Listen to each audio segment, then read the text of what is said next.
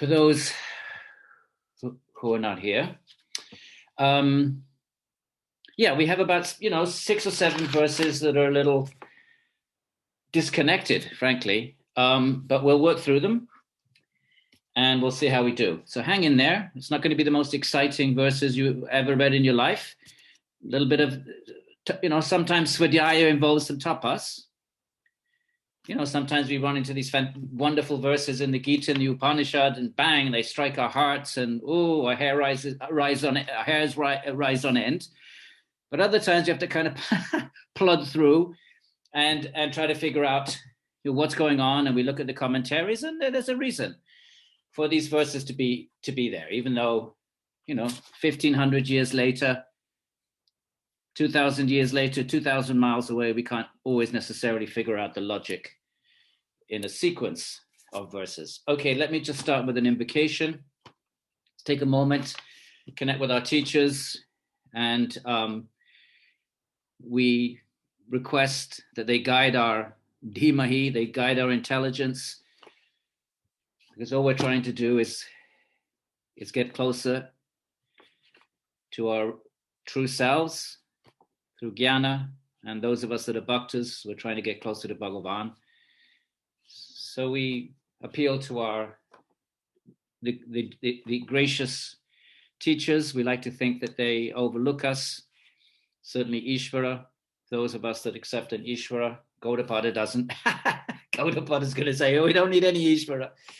But those of us that are bhaktas, we situate ourselves in a place of humility.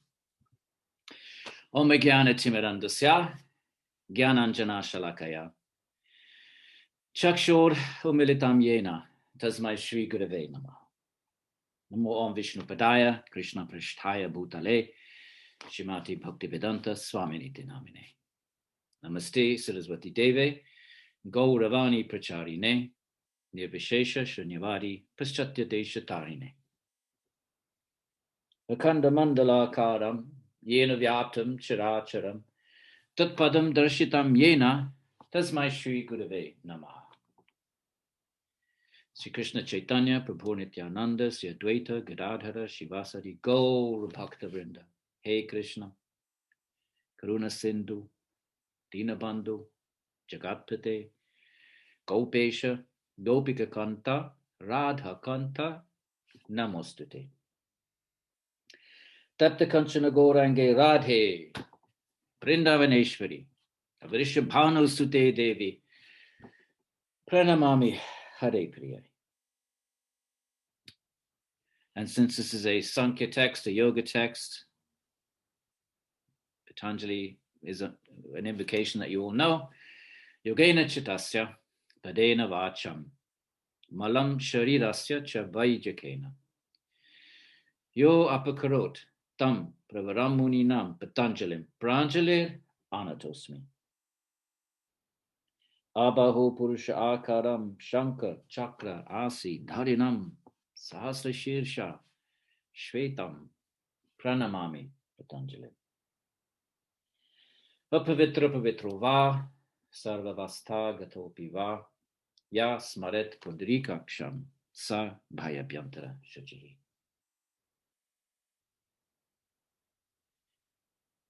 Okay, so and as a little reward for plowing through these 7 or 8 verses, we have a kirtan tonight. Lakshmi will be joining us at 8 or 8:15.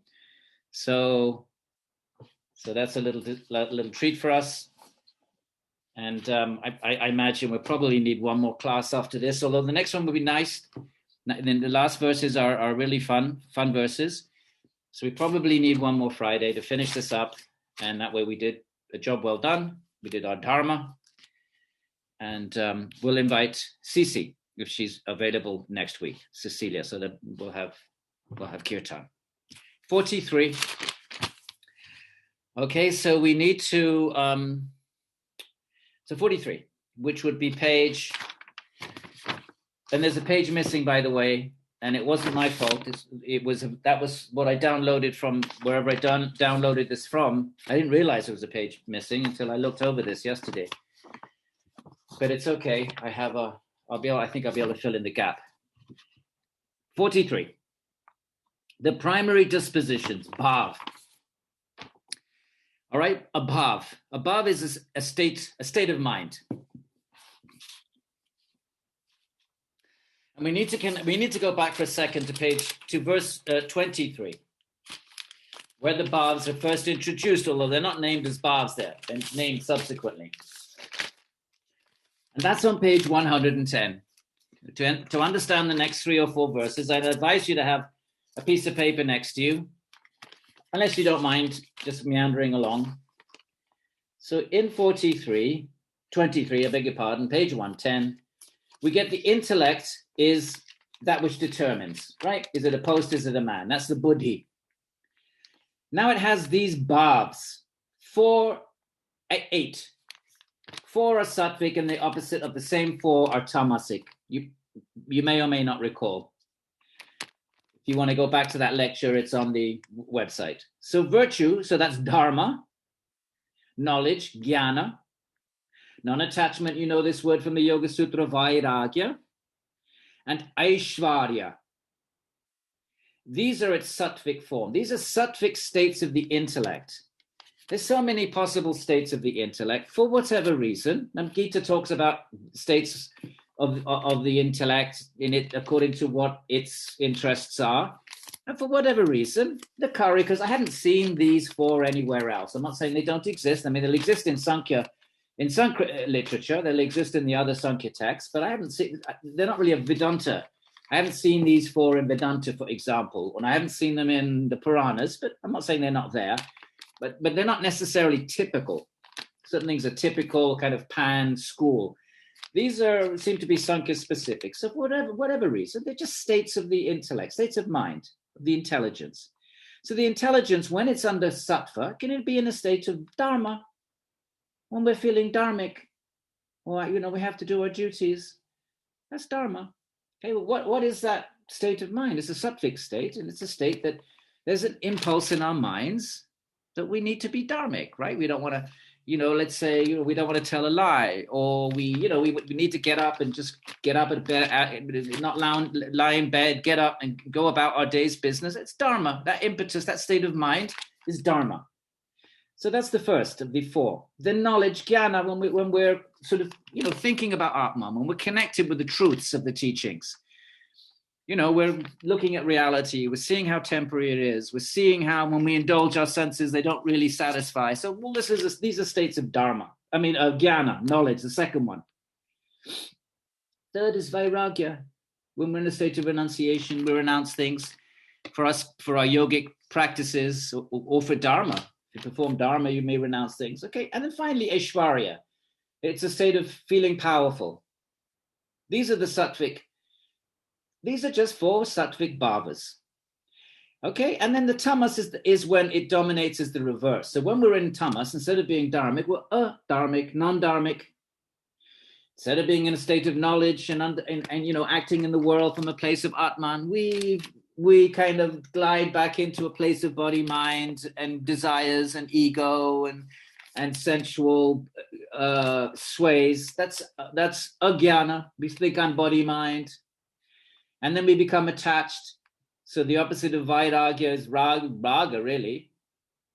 And when we are, we don't feel powerful, we're weak, and so forth. So the body feels weak, we have no energy, low energy, whatever it might be.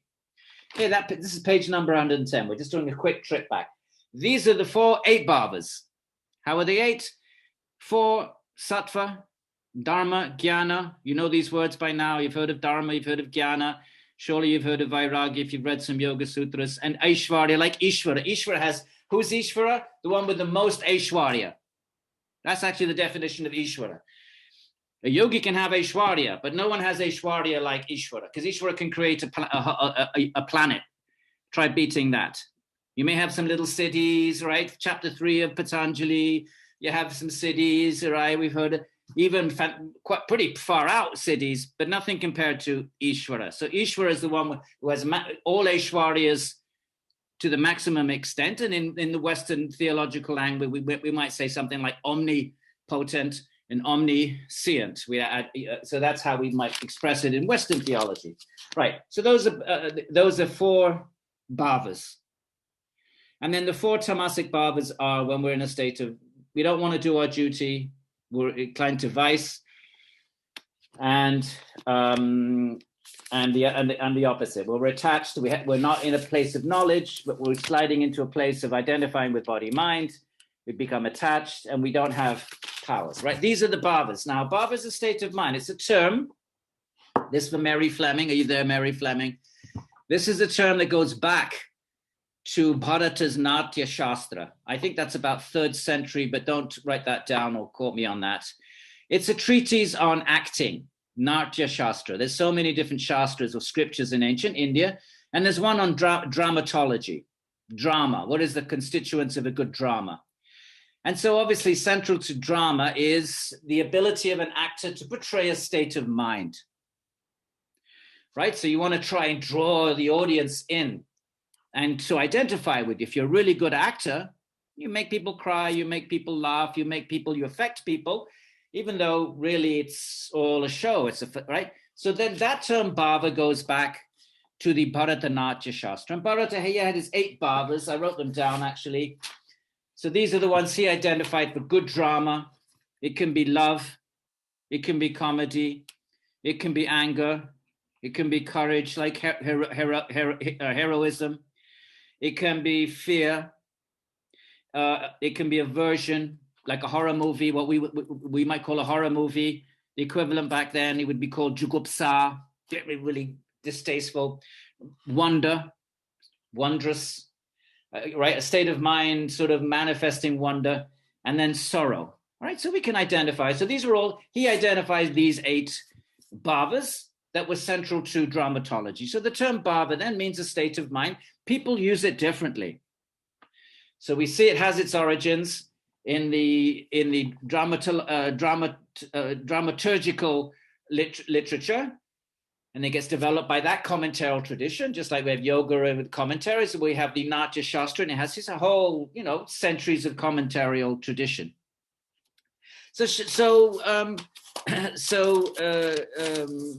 Ishvara Krishna is using the term in a different way, and he's identifying 8 primary bhavas. Okay, that's all. Just that, maybe somebody else would have identified something different, but he's identifying these 8. So we'll move along now with that information. We had a quick peek back at 23. Go back to page 155. So the primary dispositions, the bhavas, he translates it as disposition, bhava. If you've ever been around Krishna Bhaktas, see, Krishna Bhaktas take the notion of bhava and they transcendentalize it, and they speak of 5 primary bhavas, love of God. So you can love Krishna as a parent, that's a Vatsalya bhav. You're the parent though, not like in Christianity where God is the father and you're the son. No, in Krishna it's flipped. The bhakta is the parent. So that's Vatsalya bhav. And then the gopis and Krishna, there's a different state of mind. Obviously it's different from Yashoda, the mother. Mother can't be having amorous feelings towards the child. It's called rasa bas, conflicting rasa. No, that's like incest or something. No.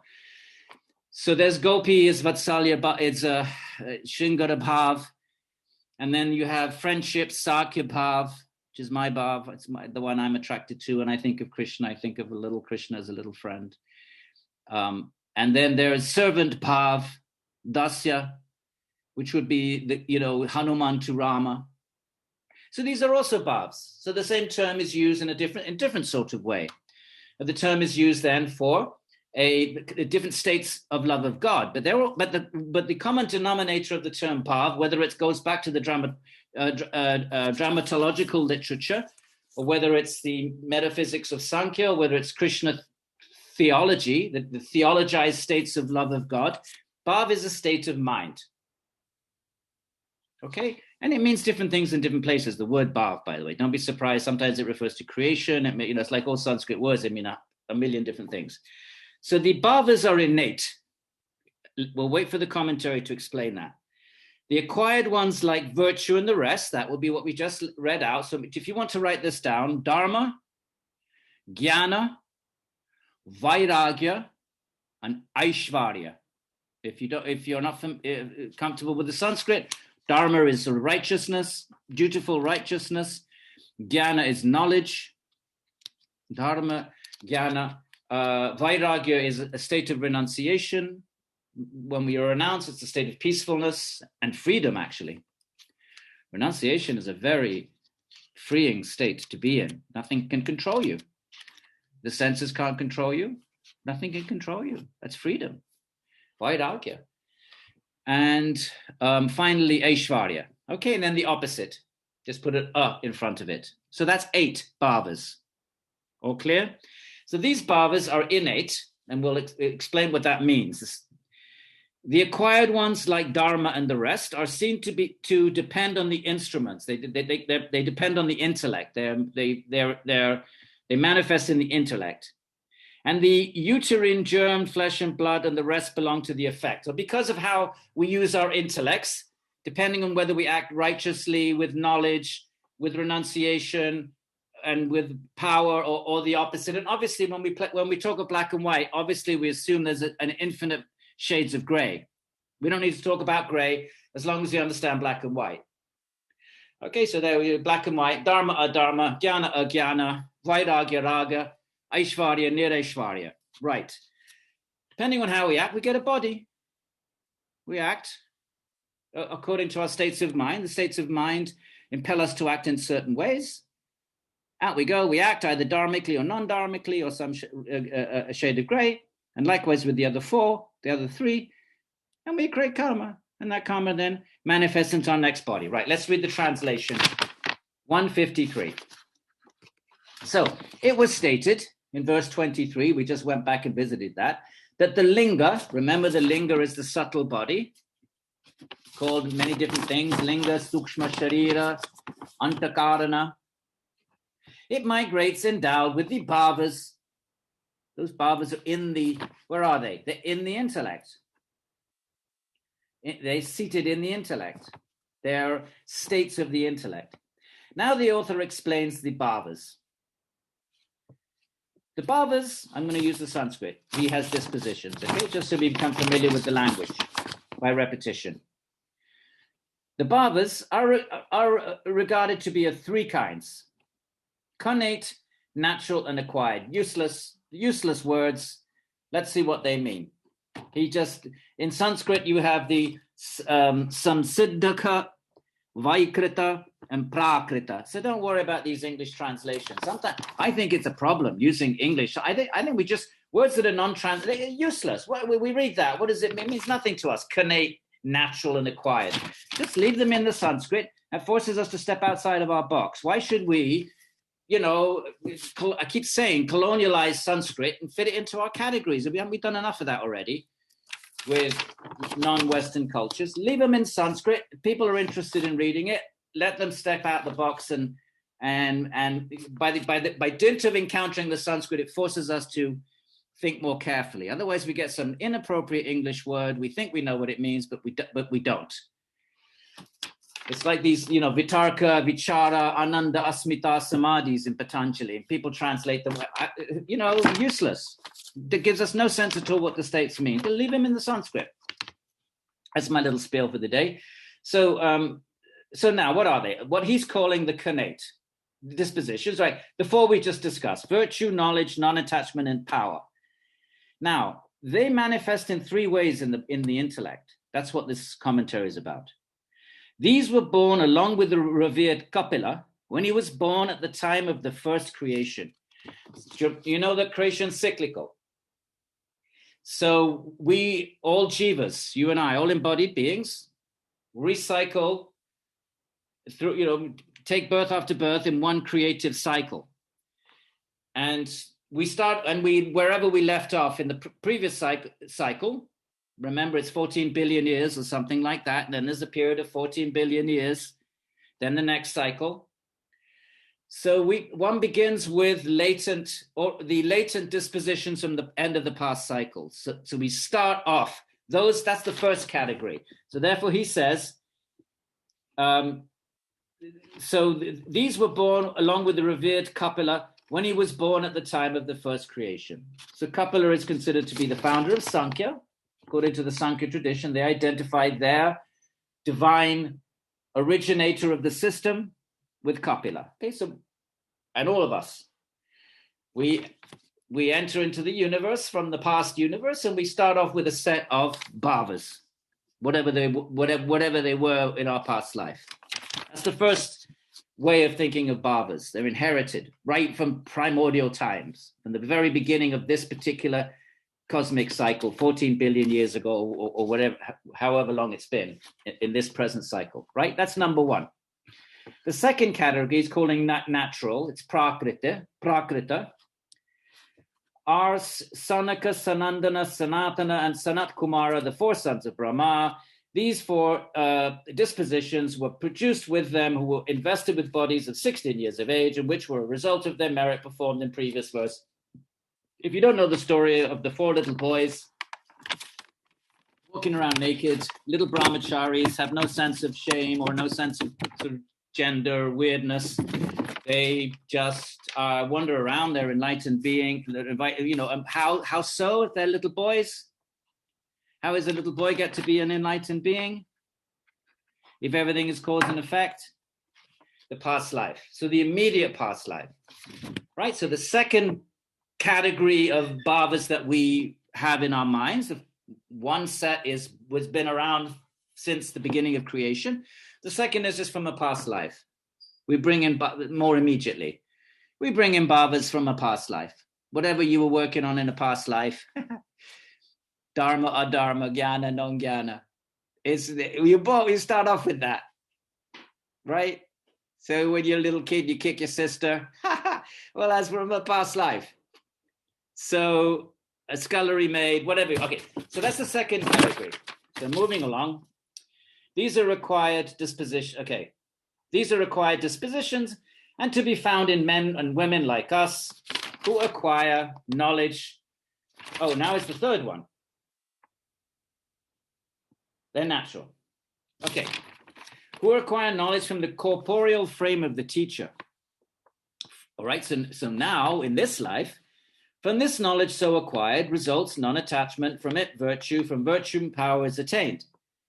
As the body of the teacher is the product of the nature, therefore these dispositions acquired in such a manner are called acquired, invested by which the subtle body migrates. The subtle body migrates depending on how we use these bhavas, irrespective of whether they were from bhavas that we inherited from the beginning of creation, or from past life, or the bhavas we're cultivating in this life. That those are just historical details, temporal details, chronological details. But the principle of reincarnation is whatever that sum total of all those three different kinds of bhavas are, they determine our next birth when we act on them. So we're just giving a little bit of technical information about how bhavas come to be. And that's what Samkhya does. It schematizes.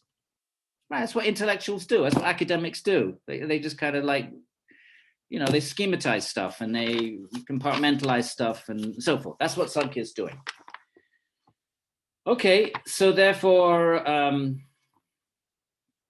so the four dispositions are sattvika and the reverse of the tamasa ones. We already know that. These have been explained. This is the sattvika form and the tamas is its reverse. That was verse 23. It says verse 28 there. Cross that out. It's 23. It's a typo. Okay? Are we clear? So the three ways the bhavas come. One, we inherit from primordial time. Two, from a past life. Three, we get them in this life from the teacher. And the teacher can be the text. Like right now, Ishvara Krishna is our teacher. So teachers don't have to be living teachers. They can be textual teachers. So when we read, as we read in this life, we are developing knowledge. So if we're doing, that's what svadhyaya is so important. And the second word in Kriya Yoga, chapter 2 of the Yoga Sutras, what's the second thing you do? Svadhyaya. So you can get knowledge. Where do you get it from? The teachers. So the third way of developing these bhavas, good or bad, is in this life. That's all. Are we clear? All good? 8 bhavas. Either they came from primordial time and we've just kind of they've all been part of our mental, because remember the linga has been. We've had the same subtle body since the beginning, the creation, and before that, the previous creation. So the subtle body contains the bhavas from way back to the primordial time, Big Bang. Then we have more immediate ones from past life, and then we have the ones from this life. That's all this is about. So in this manner, dispositions, the bhavas are H, their virtue, knowledge, non-attachment, power, and then the opposite. Opposite of virtue is vice, knowledge, ignorance, non-attachment, attachment, and opposite of power is absence of power. Where do these abide? Where are they? They're not floating about in outer space. They're seen to subsist in the instrument. Remember, the buddhi is an instrument. Intellect is an instrument that allows us a vayavasana to determine, is it this, is it that? Remember the example he gave. Is it a post, is it a man? Well, it's an instrument that allows us to determine things definitively. So this has been made clear in intellect. He's quoting a previous verse, 23. He's got the number right here. But this has been made clear in intellect is determination, virtue, knowledge, etc. The effect, what's the effect then? We act in the world according to these bhavas. We're dharmic or non-dharmic. We act as a place of knowledge as we yogis, or ignorance if we think we're body-mind, right? And all the shades of gray. So what happens then? Well, the effect, we make karma, and then there's an effect. What's the effect? The effect is the body. What does Patanjali say? Jati ayuboga, sati mule, tadvipaka. Right? Te hada paritapa, punya hetutvat.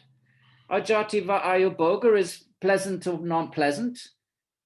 Punya hetutvat, whether depending on whether we do punya, another set of terms. He's calling it dharma adharma. Patanjali calls it punya. So we act piously or impiously. That's all. So the effect is the body, and subsisting in that are embryo and the rest, right? Starts off as an embryo, which have been said to be born of the mother. In other words, this birth. Right? All of that comes into this, all of that's in the subtle body that then enters into an embryo. We think a cute little baby, oh, so cute. We don't know that we have 14 billion years of lives. It could have been some horror show in a past life. And then all of a sudden becomes a horror show when he or she is 16. So, but it's all in that. Why all of a sudden some cute little kid becomes a monster? Pada boom, all of this explodes into the mind, awakens from past births. No magic, no effects without causes. So with the union of the sperm and ovum are produced embryo and the rest, bubble, flesh, muscles, etc., which cause the growth of the body. All of this is karma. The conditions of infancy, youth, and old age are produced as a result of the food and drinks, and they're all called the attributes, the effect of these bhavas. The bhavas are the cause. And then they produce the effect of the body, the specifics of a body. In other words, karma. He's talking about karma. All right, moving along. Anyone nothing to be traumatized about? Very straightforward, and on we go. So that would be 52, 53, 55. It's really hard keeping track of all this. Right, so now we're on 44. Through virtue, right? Virtue meaning, what's the word in Sanskrit? Dharma. What does Patanjali call it? Punya. Where does it call it that? 13 or 214. So, through virtue is ascent to a region above. Celestial realms. Remember the Indian and Buddhist and Jain cosmography. There are different realms. You can't see them with gross senses because due to karma, we have gross senses. We can only perceive gross objects made of the gross elements. But there are subtle realms can only be perceived with subtle senses. So therefore, if we're sattvic, what happens when we die? Not liberated. We're not yogis, but we're sattvic. We do dharma jnana. What happens? Through virtue is ascent to a region above. Through vice, descent to a region below. The opposite. If we're very bad, we have to take all of that karma. What if you're Genghis Khan or Adolf Hitler Every single person that you are responsible for all the suffering one is responsible for, that has to come back, an eye for an eye. So there's special realms where you can burn it up really, maybe quickly. Right? There's a limit to how much pain our bodies can tolerate. So the hellish realms have bodies that can endure pain. It's just a matter of burning up the karma. And likewise with the celestial realms, that's why you can't see them. They're made of subtler, where one has far broader access to sensual experiences. Okay, so take it or leave it. This is Vedic cosmography. Again, we're using a phenomenological approach. We're just letting the text tell its own story. We're not going to modernize it. We're not going to apply quantum mechanics of modern physics to it. Let it say what it wants to say. And what does it want to say? Through Dharma, we go to a higher realm, to a region above, right? Celestial realm. Through vice, descend to a region below. Same principle of karma. You don't stay there forever. As soon as you burnt up your karma, back you come. It's all cause and effect, cause and effect, cause and effect. Everything is cause and effect. It's a Newtonian universe. Samkhya. By knowledge is deliverance. What do you get? Okay, now this verse talks about two of the bhavas, and the next verse talks about another two. So this verse, right, four bhavas. So the first two are dharma and jnana, knowledge, virtue, what he's calling virtue and knowledge, right? This is going to discuss those two.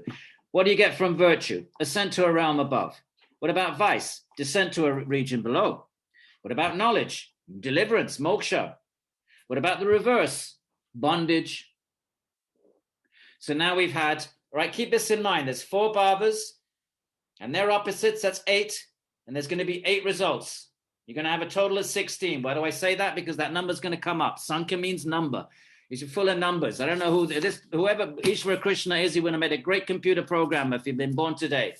He would have loved it. All those numbers and digits, right? That's just the way he thinks, right? All these numbers. So, okay, so now what? Let me move along. Oh, no, let's read the commentary.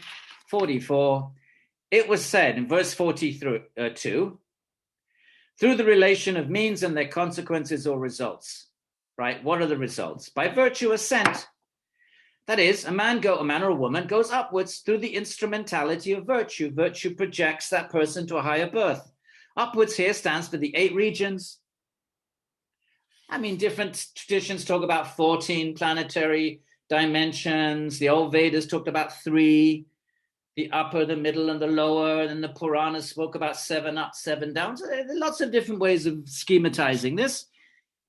Gaudapada is talking about 8, but other texts may talk about different numbers. So what are these 8 realms, the upward realms? Well, Prajapati, the Prajamatas, Soma. The Soma is the god of the moon. Indra, equivalent of Thor and Zeus. Gandharvas are angels. They really are angels. They got wings and they play divine music. So they're really quite similar to Christian notions of angels, especially Michael the Archangel, because he's also a warrior. And the Gandharvas take part in the Mahabharata war. They're warrior angels. Yakshas, other kind of super normal beings with all kinds of powers. The Rakshasas, these are demoniac entities, but they're very powerful. So they must have some kind of weird mixed karma. On the one hand, they're born as Rakshasas, but on the other hand, they're very powerful. So they may have mixed karma from the human. Remember, everybody gets to these different realms from the human. The human realm is the starting point. You make karma. It's called Punya Bhumi. So from here, we go up or we go down. So the up there are the 8 realms. Rakshasas. In the Mahabharata, they live in the forest. They're cannibals. They're monsters. And Bhima encounters. Actually, see, the whole Ramayana is the sister of the king of Lanka, the Rakshasa. Forget her name, but she falls in love with Bhima, with Lakshmana. And her name is maybe Hidimba or something. And it's a bit of a nasty story, actually, because she may be a Rakshasa. Shurpanaka, thank you, Shurpanaka. It's not a nice story. There's a couple of episodes in the Ramayana that people sort of, even Bhaktas, Ram Bhaktas, a little bit uncomfortable with. This is one because, okay, she's a Rakshasa, born as a, but she falls in love with Lakshman, and then he just sort of laughs at her, and eventually, she then attacks Sita. She falls in love with Ram. Ram kind of plays around with her and says, "Oh, you should marry. You should go with my brother. I'm already married. I have Sita." But it's a little bit teasing, not very pleasant. Anyway, so then she wants to attack Sita because she wants to eliminate the competition. So then she gets disfigured. So Ram cuts off her, or maybe Lakshman does, her ears and her nose, and then she goes rushing back to her brother in Lanka, and that's how the whole. Then that was the sort of trigger for the Ramayana. Ravana then comes and steals Sita, and then Ram gets Sita back, and then the whole Ramayana then proceeds from that point. So anyway, the Rakshasas and the Pishachas, they're another kind of ghostly beings. So the subtle body goes there from virtue. You go up there, the subtle body, you die, you've been virtuous, you go to these upper realms, right? Every religion has some version of this. For migrating to the bodies of animals, right now, what about vice? Well, for migrating to the bodies of animals, deer, birds, reptiles, and immobile objects like plants, the instrumental cause is vice. So if we're not virtuous, we go into a body of an animal. Animals are always fearful. They're always fearful. They're always, and they can't pursue enlightenment. They're trapped by their karma. They don't make fresh karma. What else? Further, through knowledge is secured liberation. So the second, out of these four, he just said dharma. You go up, you go down. What about knowledge? Well, from knowledge, you secured liberation. You get moksha. The knowledge, what's the knowledge in Samkhya? Well, the knowledge of, remember, he's been remember the big opening verses? What is this knowledge in Samkhya that gives us liberation? It's of the 25 principles, right? The whole Samkhya chart. Vyakta, avyakta, buddhi, ahankara, the 10, the 5 working instruments, 5, 5, 5, 5, 5 subtle elements, so all of that, right? So the knowledge of all of the 25 principles. And through that knowledge, liberations is secured. As a result of this knowledge, salvation is acquired. This is Jnana Yoga. Samkhya Yoga is the same as Jnana Yoga. So this is the path of Samkhya, which is the path of Jnana. And the path of Jnana Yoga, in this form of Samkhya, but it takes other forms like Advaita Vedanta. It's not the only flavor of Jnana Yoga. There are other Jnana Yoga paths, but the goal is moksha, mukti. So, result of this knowledge, salvation is acquired. Then the subtle body ceases. We can take the same subtle body with us since the beginning of creation. And we take the karma from the creation before that. We've had anadi, beginningless. So when does the subtle body leave us then? Only once. Gross body leaves us every death. Subtle body leaves us once, and that's at the end of that life in which we become enlightened. So the subtle body ceases, and it's called the Supreme Spirit, Paramatma. The liberated soul is called Paramatma.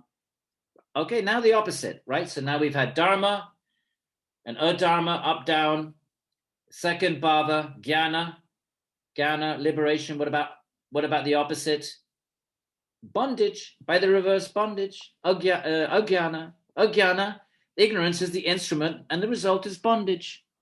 When the intellect is in a state of ignorance, it produces karma. I think I'm body mind. That's ignorance. So I act in the world thinking I'm body mind. We're pursuing desires, sensual, mental, emotional, intellectual desires. Everything I do plants a seed. So then I cut the seed. Where's the seed? What's that mean, the seed? Well, then things happen to me, and when I die, I get another body. That's the effect. I planted the seed, I get the effect. Sorry, I meant to say, I plant the seed, I get the effect. Cause and effect. Call it a seed, call it a cause, same thing. So, and what's the instrument of that? What is the instrument that allows one to pursue dharma, non-dharma, jnana, buddhi? All of this is taking place in the buddhi. These bhavas are all different bhavas of buddhi, intelligent, intellect. Called linga sometimes, okay? So this bondage, what's this bondage then? It's said to be natural. We just discussed the three.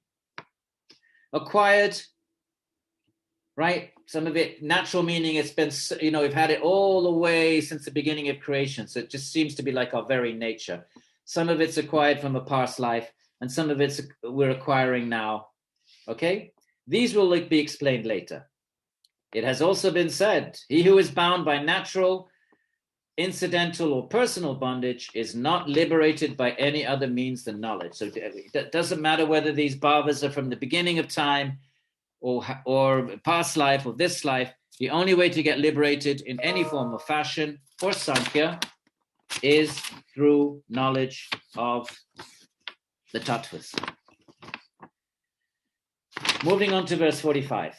So now we've done 4 bhavas, 2 sattvic, 2 tamasic. We've done dharma jnana and their results, and adharma ajnana. Now we move on to the next 2. Remember, there's 4. There's dharma, jnana, vairagya, aishvarya. We did the first 2, both the sattvic and the tamasic. So we've done 4. We've got 4 more to do, and they're in this verse here. From what happens from vairagya? Merger in Prakriti. Reminds us of Patanjali. I wonder if anyone will recognize this. Yoga Sutra 119. From non-attachment, from vairagya results, we merge in Prakriti. When you engage, if one is, we'll read the commentary and explain it. The primal nature. What's the opposite then? Migration is the result of passionate attachment. The opposite of vairagya is raga. What do we get from that? Migration, rebirth. Okay, so that's the 3rd. Sattvic form is vairagya, and we merge into Prakriti. We'll explain that in a minute. Tamasic form is raga, passionate attachment. What do you get from that? Samsara, migration. Okay, one more set of bhavas, sattvic and tamasic. And the last one, aishvarya. Well, power assures non-obstruction. When we're powerful, things don't obstruct us. The reverse from the contrary. So when we're in the 8th bhava, which is not aishvarya, near aishvarya, we get obstruction. Everything is obstructed. We're weak. We can't attain our goals. Let's read the commentary. All right, so everybody clear? I hope I'm not being too repetitive, but it's like asana. You got to repeat it. Downward dog and downward dog and downward, enough bloody downward dogs, but no, more. So repetition is a good thing. If you're like me, you're like, oh God, we have to do downward dog again. All right, so Bhasha, page 158. There are other instruments also. Okay, so when one is possessed of vairagya, non-attachment, but without the knowledge of the 25 principles. So you're detached. You're a yogi. But you don't have the knowledge. So what happens then? We know vairagya is in Patanjali. How do you nirodha? Abhyasa vairagya abhyamtan nirodha. How do you still the mind? We got to have vairagya. So we know it's a very good thing for yoga. But one could be renounced. This is what this is what the Gaudapada is gonna discuss, but not have knowledge of. What happens if you're renounced but you don't have knowledge of the tattvas? What would Samkhya say happens to you? Let's see. When one is possessed of non-attachment, vairagya, but without the knowledge of the 25 principles, then what? Then from such non-attachment, preceded by ignorance, one is still ignorant. Remember what that means. I think I'm body-mind. Okay, I'm detached. I'm stoic. I understand that if I indulge my desires, I'm frustrated. So I give up my desires and now I'm free. So you could figure that out without necessarily figuring out the 25 tattvas. You could perceive the defects of attachment. Every time I'm attached, I suffer, okay, and therefore, and things have control over me, so I'm going to give up my attachment. And all of a sudden you experience freedom. Oh, that was good. That was good. Oh, now I'm calm and peaceful. That doesn't mean you have knowledge of the tattvas. So that's what he's talking about. What about vairagya? But still a person's in ignorance. Remember, ignorance means on body-mind. Then what happens? Absorption into nature. One can actually attain like samadhi states, where consciousness is merged, it's very elevated states, And Patanjali calls it Prakriti Layanam. Do you remember that verse? 219 in Patanjali. Remember that? Right after he talks about the samadhi, 119, Patanjali says, so he talks about 117, the 4 states of samadhi, right? So with vitarka, vichara, if you've got your Yoga Sutras, pull them out. Push back on your rolly chairs, put your arm back, grab your Yoga Sutras. Let's have a quick peek at 117. Quick deco. It's a good old English term. Have a good deco. Let's have a deca. It's a deca, actually. Let's have a deca at 117. So the 4 samadhis, we're not going to go into them. Vitarkas, vichara, ananda, asmita, rupa, anugamat. Fine. And then 18, and he says, well, what before you enter samadhi, what's the last thing the mind is aware of? Virama pratyaya pyasa purva samskaraha sheshunyaha anyaha. So before entering into one of these high states, what's the purva samskara? What's the previous samskara before entering samadhi? It's the thought of stilling all thoughts. The last thing you're conscious of before entering samadhi is the thought of stilling all thoughts. Right, because you're concentrating, mind gets distracted. No, come back, fix mind. Oh, mind wanders off, fix mind, come back. That's the last thing you're aware of. And then finally, you've got it still. And the last thing you're aware of is the last time you pulled the mind back and made it still. So it's the thought of ending all thoughts. Right, but where are we going with this? 19. Bhava pratyaya videha prakriti layanam. And here's bhava used in a completely different way. I don't want to get into that.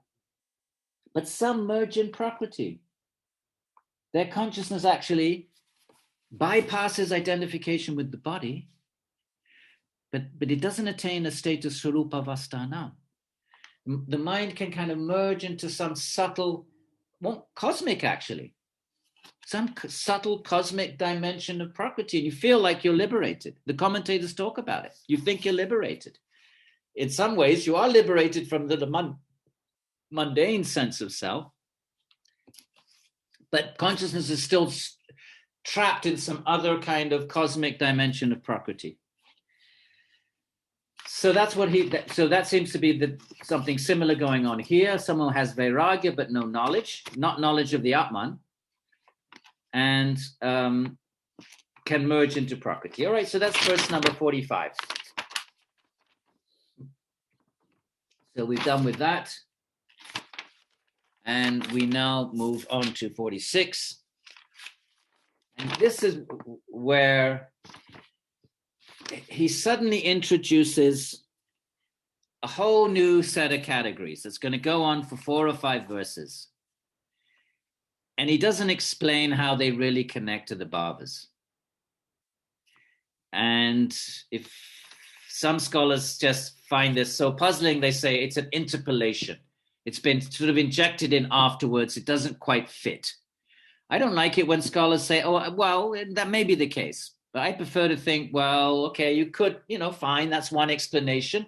But maybe we don't really understand why this is suddenly plunked in. Maybe it's a lack of our own understanding. But anyway, these are the verses I kept warning you about. So there's 4 of them. These verses will take us up to, if you can hang in there till 51. How many verses is that? 5 verses. Okay, let's do it. All right, take deep breath. On we go. So what does verse 46 say? The group of 16. What is 16? 8 causes, 8 effects. Everybody clear? 8 causes. Dharma, jnana, vairagya, aishvarya, and their opposites, 8. Each of them has an effect. Dharma, you go up. Adharma, you go down. And we just discussed the 8 effects. You can check back if you need to. Right. So it's all a creation of the intellect. These are all states. These are all activities of the intelligence, the buddhi. And then he says, and now he says, and is termed, so somehow or other now there's another way of looking at this whole thing. Now is termed ignorance, infirmity, contentment, and attainment. And this is not the same ignorance as viparyaya. He's not using the term ajnana here. And the problem is he doesn't explain how these four connect with the 8 bhavas we've just been talking about. There's no explanation of how these two different sets, these two categories, they're all states of the intellect. They're all different ways of thinking about what the intellect does and what are the effects of that. But he doesn't give any, he's been talking about 8 bhavas and their 8 effects. Now he's introducing this 50, a set of 50. Remember, Samkhya means numbers. What are the 50? And he's saying, okay, and first of all, you're going to get 4, and the 4 are going to be subdivided until you end up, in the next verse, it'll tell us how it's subdivided. So this is where you might want to keep a pencil and paper, right? If you are taking notes, I hope you have bhavas and you have your 8 bhavas. You have 4 times sattva and the same 4 in tamas. That's your 8. Don't worry about the effects. Now we've got 50, but the 50 start off with a different 4, a different set of 4. They're different. Ignorance, you may say, well, hang on, ignorance is one of the bhavas, but he's not using the same term. He's using the term viparyaya, which is what Patanjali uses. Remember, what are the 5 vrittis? Pramana, viparyaya, vikalpa, nidra, smritayaha, vritayaha. So it's a different term. It's not the same ignorance. So instead of writing down ignorance, why don't we write down the Sanskrit? So now a new set of 4. The first one is viparyaya. You know it from Patanjali 1.7, if you need to make a connection. The second of this new now is a new set of things that the intellect does, right? 8 bhavas, 1 set. Now a new set. What is the new set? First thing, viparyaya. Second, infirmity, ashakti. You know Shakti. Shakti's power, Shakti, ashakti. The opposite of Shakti. Infirmity, he's translated it. But, you know, go with the Sanskrit. You know what Shakti is. Shakti is power, right? So ashakti. Third, contentment, tushti. Santosha is the same as tushti, the tush. You put a sum in front of it, you get santosha. So that tosh is it's coming with the Sanskrit root is tush. So santushti, contentment. And the fourth in this new group is siddhi. He's got attainment, but it's siddhi, and you know the word siddhi. So you know all these words. You know viparyaya from Patanjali. You know ashakti, because most of you have heard of the word Shakti, like Shiva and Shakti, big word in Tantra. Tantrika is all about Shakti, left-handed, right-handed, right? So you've probably heard that. Contentment, you know the word Tushti, because you may know the word Santosha. And finally, Siddhi, right? Through the disparity of the influence of the gunas, the constituents, its varieties are 50. So these 4, because of the, you know, like red, yellow, and blue, you can make 50 colors out of 3, or you could actually make an infinity.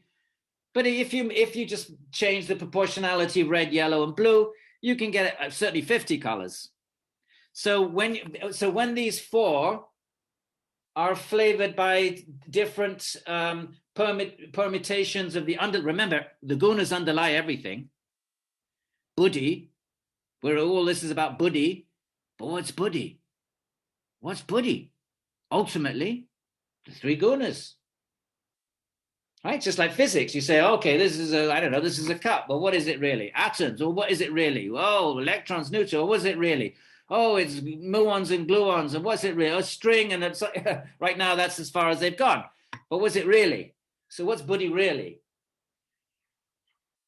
Irreducibly. And that's the gunas. All right? So therefore he says, through the disparity of the influence of the gunas, meaning the mixtures, these 4 end up being 50.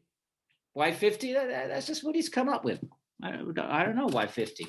But what are the 50? Okay, let's read the commentary. So go back to page 160. Thus the 16 effects with their causes have been explained. Now explain their nature and essence. That's not in the Sanskrit. He's put that in, the translator. That's not in Gaudapada. Got to keep an eye out sometimes. By the way, go to page 161. Look at the last paragraph. This 5 Karikas that I wasn't even going to read them with you, but then I thought, no, we got to read the whole text.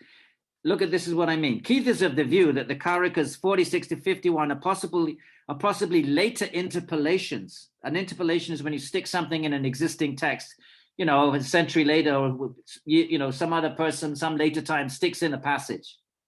It's an interpolation. He thinks they're interpolation. Why? Because these verses uselessly reclassify the Pratyaya Sarga in a different manner, right? It's been talking about 8 bhavas, 8 bhavas, 8 bhavas, but now we've got the completely different these 4 terms subdivided into 50, different manner from what is already done in the previous 2 Karikas and 23rd. 23rd was the one that introduced the 8 bhavas. So, scholars are puzzled with this, and we are just going to read these 5 verses. All right. So now we're in a new set of 4. Which breaks up into 50. How so? This aggregate of 16, right? The previous set, Dharma, Jnana, Vairagya, and Aishwarya, and the opposite. These 8 causes and their 8 effects, which has already been explained, is called a creation of intellect. These are all products of intellect, and they produce their effects in the form of different births and qualities of life. The word pratyaya stands for buddhi. The word pratyaya is in the verse, intellect, which the latter has been explained into what is intellect determination, right? Way back in verse 23, what does the intellect do? He gave the example, is it a post, is it a man? I know I'm repeating, but it doesn't matter. Repetition is what it's all about. Better we go away with a few clear ideas than a bunch of weird numbers, 60 here, 16 there. Let's just go away with some things that we have some clarity about. Bhavas are important. So this creation of intellect is of 4 kinds. Now he just randomly goes into this new category with no explanation. He makes no attempt to link this new foursome set of 4. Even Gaudapada which makes me think even Gaudapada is not quite sure. He doesn't know what to do with it. He just pretends nothing happened. So he just goes on. All right, this creation of intellect is of 4 kinds. Right now we got the new set of 4. Right? Now we're not going to talk about bhavas anymore. We're now moving into the next 5 verses, this new set. Ignorance, remember, not the ajnana, which was the bhava, but viparyaya. And he'll explain what these things are. Incapacity, ashakti, contentment, santushti, and siddhi attainment. Of these, and now he's going back to old material.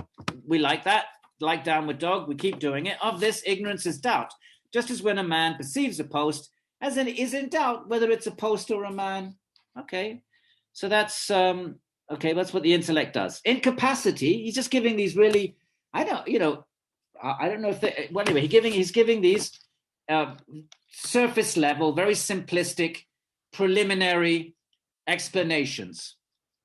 So he starts off with ignorance, it's viparyaya. Remember how Patanjali defines viparyaya. Viparyaya, atadrupa, is viparyaya, mityajnana, atadrupa pratishtam. Let's connect with Patanjali for a second. Viparyaya. It's false knowledge. Mityajnana. This is up like verse number 118 or 1819, somewhere there. False knowledge. Atadrupa pratishtam. Situated in the not that nature of something. So there's a post. And we think it's a man. So we have a vritti in our mind. It's a real vritti. We have vritti of a man. Tad rupa means that rupa means nature, and tad means that its nature. So the tad rupa it's a post. I think it's a man, so I have an tad rupa, not that nature in my mind, because I have an image of a man. The actual thing is a post. So the tad rupa, the real nature, is a post. Remember in Sanskrit you put an is a negator. So the tad rupa is a post. I'm thinking it's a man. I go home thinking it's a man over there. I'm walking around with a vritti that's atadrupa. It's not the nature of that thing. That's how Patanjali defines viparyaya, right? Because part of the motive, remember, part of our intention was to connect this with the text you're much more familiar with, Patanjali, so that we're clear that this is all the same universe. Sankhya and Yoga are one, not two. Even though now they're on, they're listed as two of the 6 schools of philosophy, they're actually one. So therefore, let's go. The word, so where are we? So therefore, that's doubt, right? He gives the example of these ignorance, viparya, is doubt, exactly like Patanjali defines it. Exactly. When a man perceives a post and is in doubt whether it is a post or a man, that's ignorance. Incapacity, the second thing, the second of this new list of 4, ashakti, is that when the post is distinctly seen, and that yet the man is not able to remove his doubt. I don't know if this is a good example. I mean, honestly, I don't think Gaudapada is best in this particular commentary, frankly. Okay, so he's saying that ashakti is you see it clearly, but you still are in doubt. So that makes you ashakti. You have no power to determine. The third, called contentment, tushti, right? Where are we? The third, called contentment, is when the man is complacent and does not want to know or be in doubt about the same post, thinking, what have I to do with this? I don't care if it's a post or a man. I'm content. Doesn't make no difference to me. It's a thing over there. I'm busy over here having a cup of tea. Right? So that's how he's defining tushti. You don't care. You're not interested in whether it's a post or a man. All right. Decide for yourself whether that's helpful or not. The fourth is called attainment. Is that the fourth of the new batch of 4? Is that when a person with delighted senses sees a creeper twining around the post or a bird perched on it, and then is certain that it is a post, right? Because if it's got a creeper on it, it can't be a man. Creepers don't go around man, and birds don't perch on men. So therefore, there's a determining feature that allows the person to know this is a post. So then it becomes, so that's called attainment. So this commentary then is that's how it's explaining these 4 things. In this manner, the account of this disparity of influence of the gunas, because of the gunas are changing, so we're in doubt, we're sometimes, we're in a state of attainment, a state of doubt, a state of siddhi, whatever it might be, it's just the gunas. The qualities, the creation of intellect has 50 varieties. We're going to move on to the 50. These 4 are going to get subdivided into 50 in the next verse. Why? How do they get subdivided into 50? By the unequal influence of the qualities of sattva, rajas, and tamas. So sattva and rajas and tamas sort of stir these up, these 4 then get stirred up and they become 50. Among these, somewhere, and what's the difference? Well, among these 50, somewhere sattva predominates. These ones have more sattva. Somewhere rajas predominates. Somewhere tamas, right? 50 different colors. This color's got more yellow. That color's got more blue. This color's got more red. That's all. So that's what makes them distinct. Okay. All right, so bear in mind the comment there that even the commentators are not happy with this. So first 46, and then we move on to, was that 47? No, 47 on page 163. Okay, there are 5 varieties of ignorance. These 4, right? The new batch of 4. The first one is viparya. There's 5 kinds of viparya. The next 4 verses are going to be 1 on each of these. 1 on each of these 4, and then we're done with the bit I was worried about, and then I didn't, I was worried about you all getting bored and frustrated. Hang in there for 4 verses, okay? And then we can say we read the whole Sāṃkhya Kārikā. So out of the first of these 4, the first, which is viparya, there's 5 kinds of viparya. Fine. Semicolon. Next of the 4, ashakti, infirmity, right? Are through the defects of organs. There's 28 types of incapacities or infirmities. Ashaktis, lack of power. Shak is power. Shak means to enable. So a sense enables you to see. Your eye enables you to see. So you can call them shaktis. You can call them pranas. You can call them indriyas. Karmindriyas, gyan indriyas, where you can call them pranas. Advaita Vedanta calls them pranas. or you can call them Shaktis, that which enables. How come I can hear? Well, I have an instrument that enables that. So it's a Shakti. Just different ways of thinking about it. Different traditions prefer their specific vocabularies. That's all. So there are 28 of these are Shaktis, right? We got 4, with 2 so far, right? What else? Complacency, Tushti. Remember Santosha, Tushti. 9 types.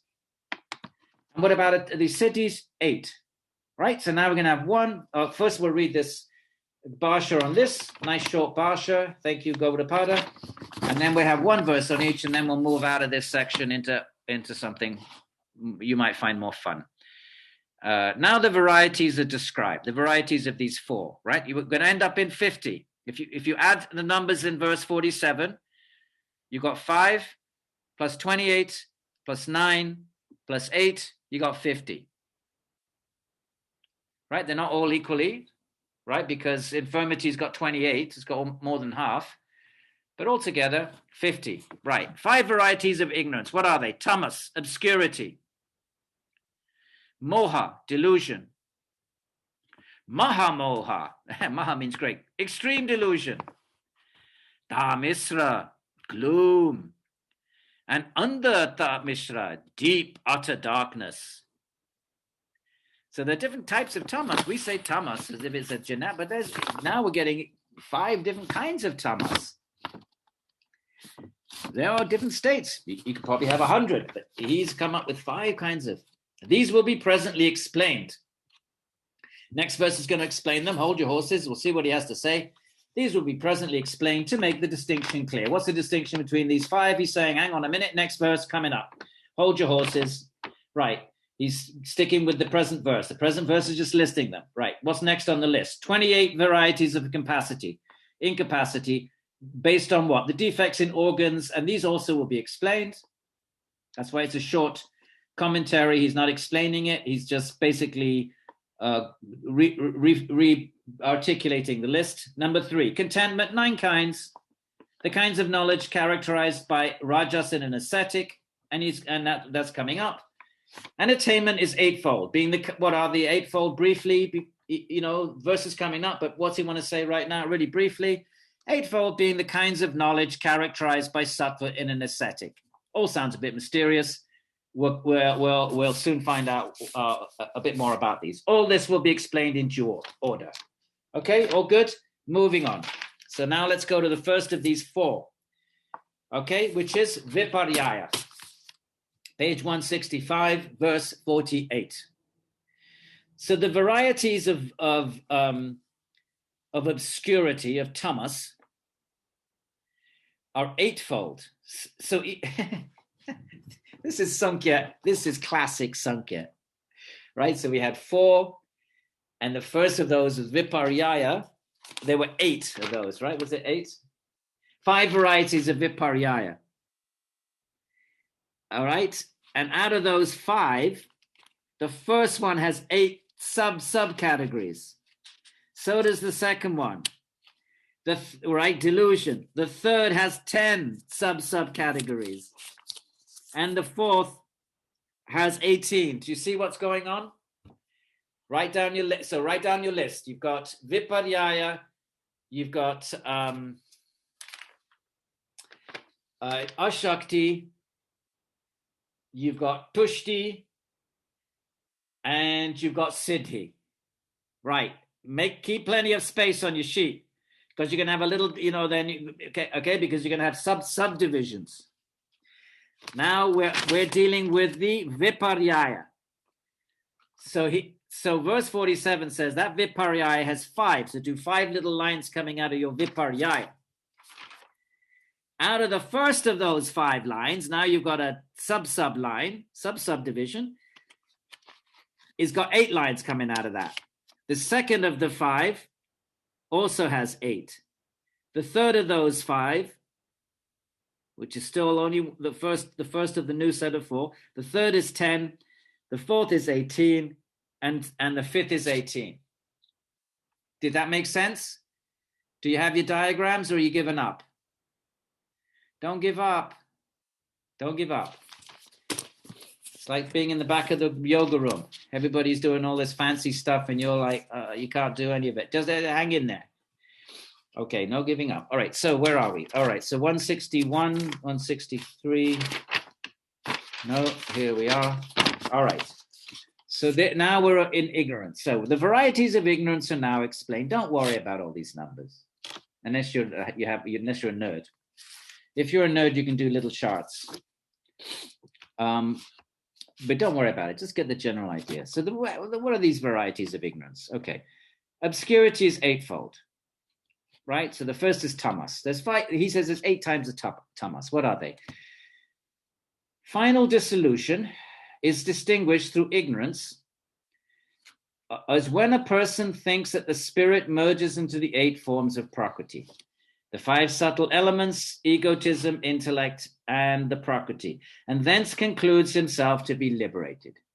What's that mean? Right now, we're in just regular old ignorance. We think we're this body made of the gross elements.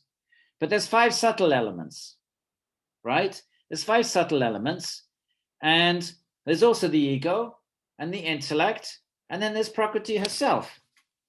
So right now, we're just regular human beings, and we're absorbed in the 5 gross senses of the body, the 5 gross elements, right? Earth, water, air, fire, ether. But there are yogis that transcend that. But they merge into one of these other subtler levels. And there's 8 of them, 5 qualities. Your Samkhya chart, forget about the 10 indriyas, 5 subtle elements, earth, sound, touch, taste, smell, whatever I missed. Mind, ego, intellect, and prakriti herself. You can merge into those and you think you're liberated. It's an amazing place to be. You're not subject to the ailments of the body, and you're not bound in the way that we are, normally, ignorant people like us are. But there's still tamas. It's still not svarupe vastanam. It's not absorption in the self.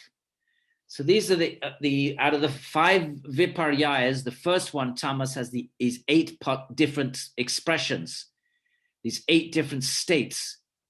They're quite elevated states, actually.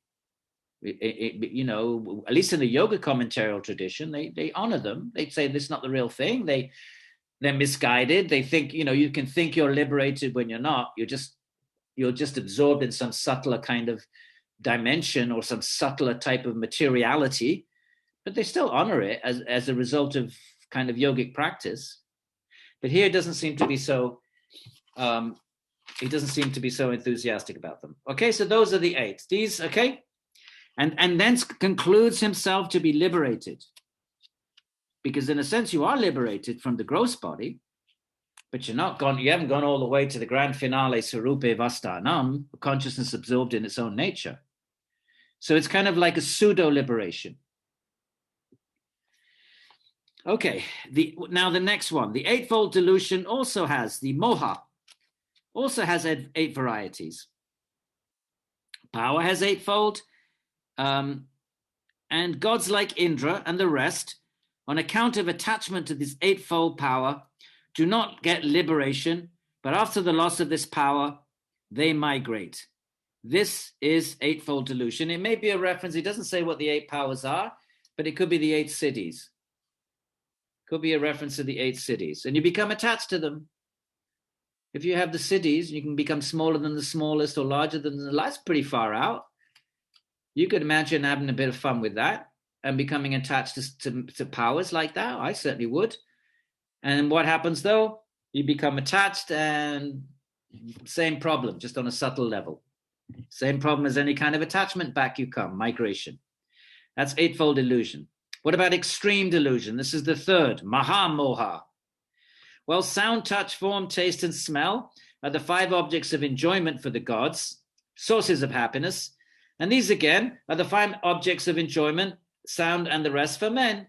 In this way, with reference to these 10, is the 10-fold extreme delusion. So if you're attached to one of the 5 sense objects, and if you're a god, the same 5, but because you're a god, you have a much finer set of sense objects.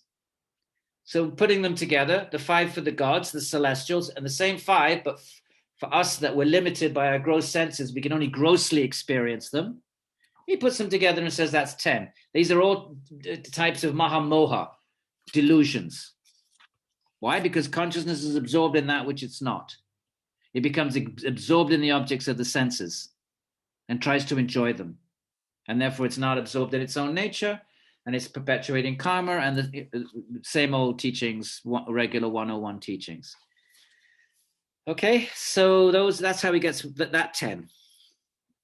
The gloom, this is the 4th, Dharmisra, is 18-fold. How do we get 18? Isn't this classical Samkhya? Why do you think this school is called Samkhya? None of this in Vedanta. You don't get all these numbers, 10, 5, 8, 28. And okay, this 5 subdivided into 50. Don't get any of that in Vedanta. You don't get any of that in what is Patanjali? Has a few 5s.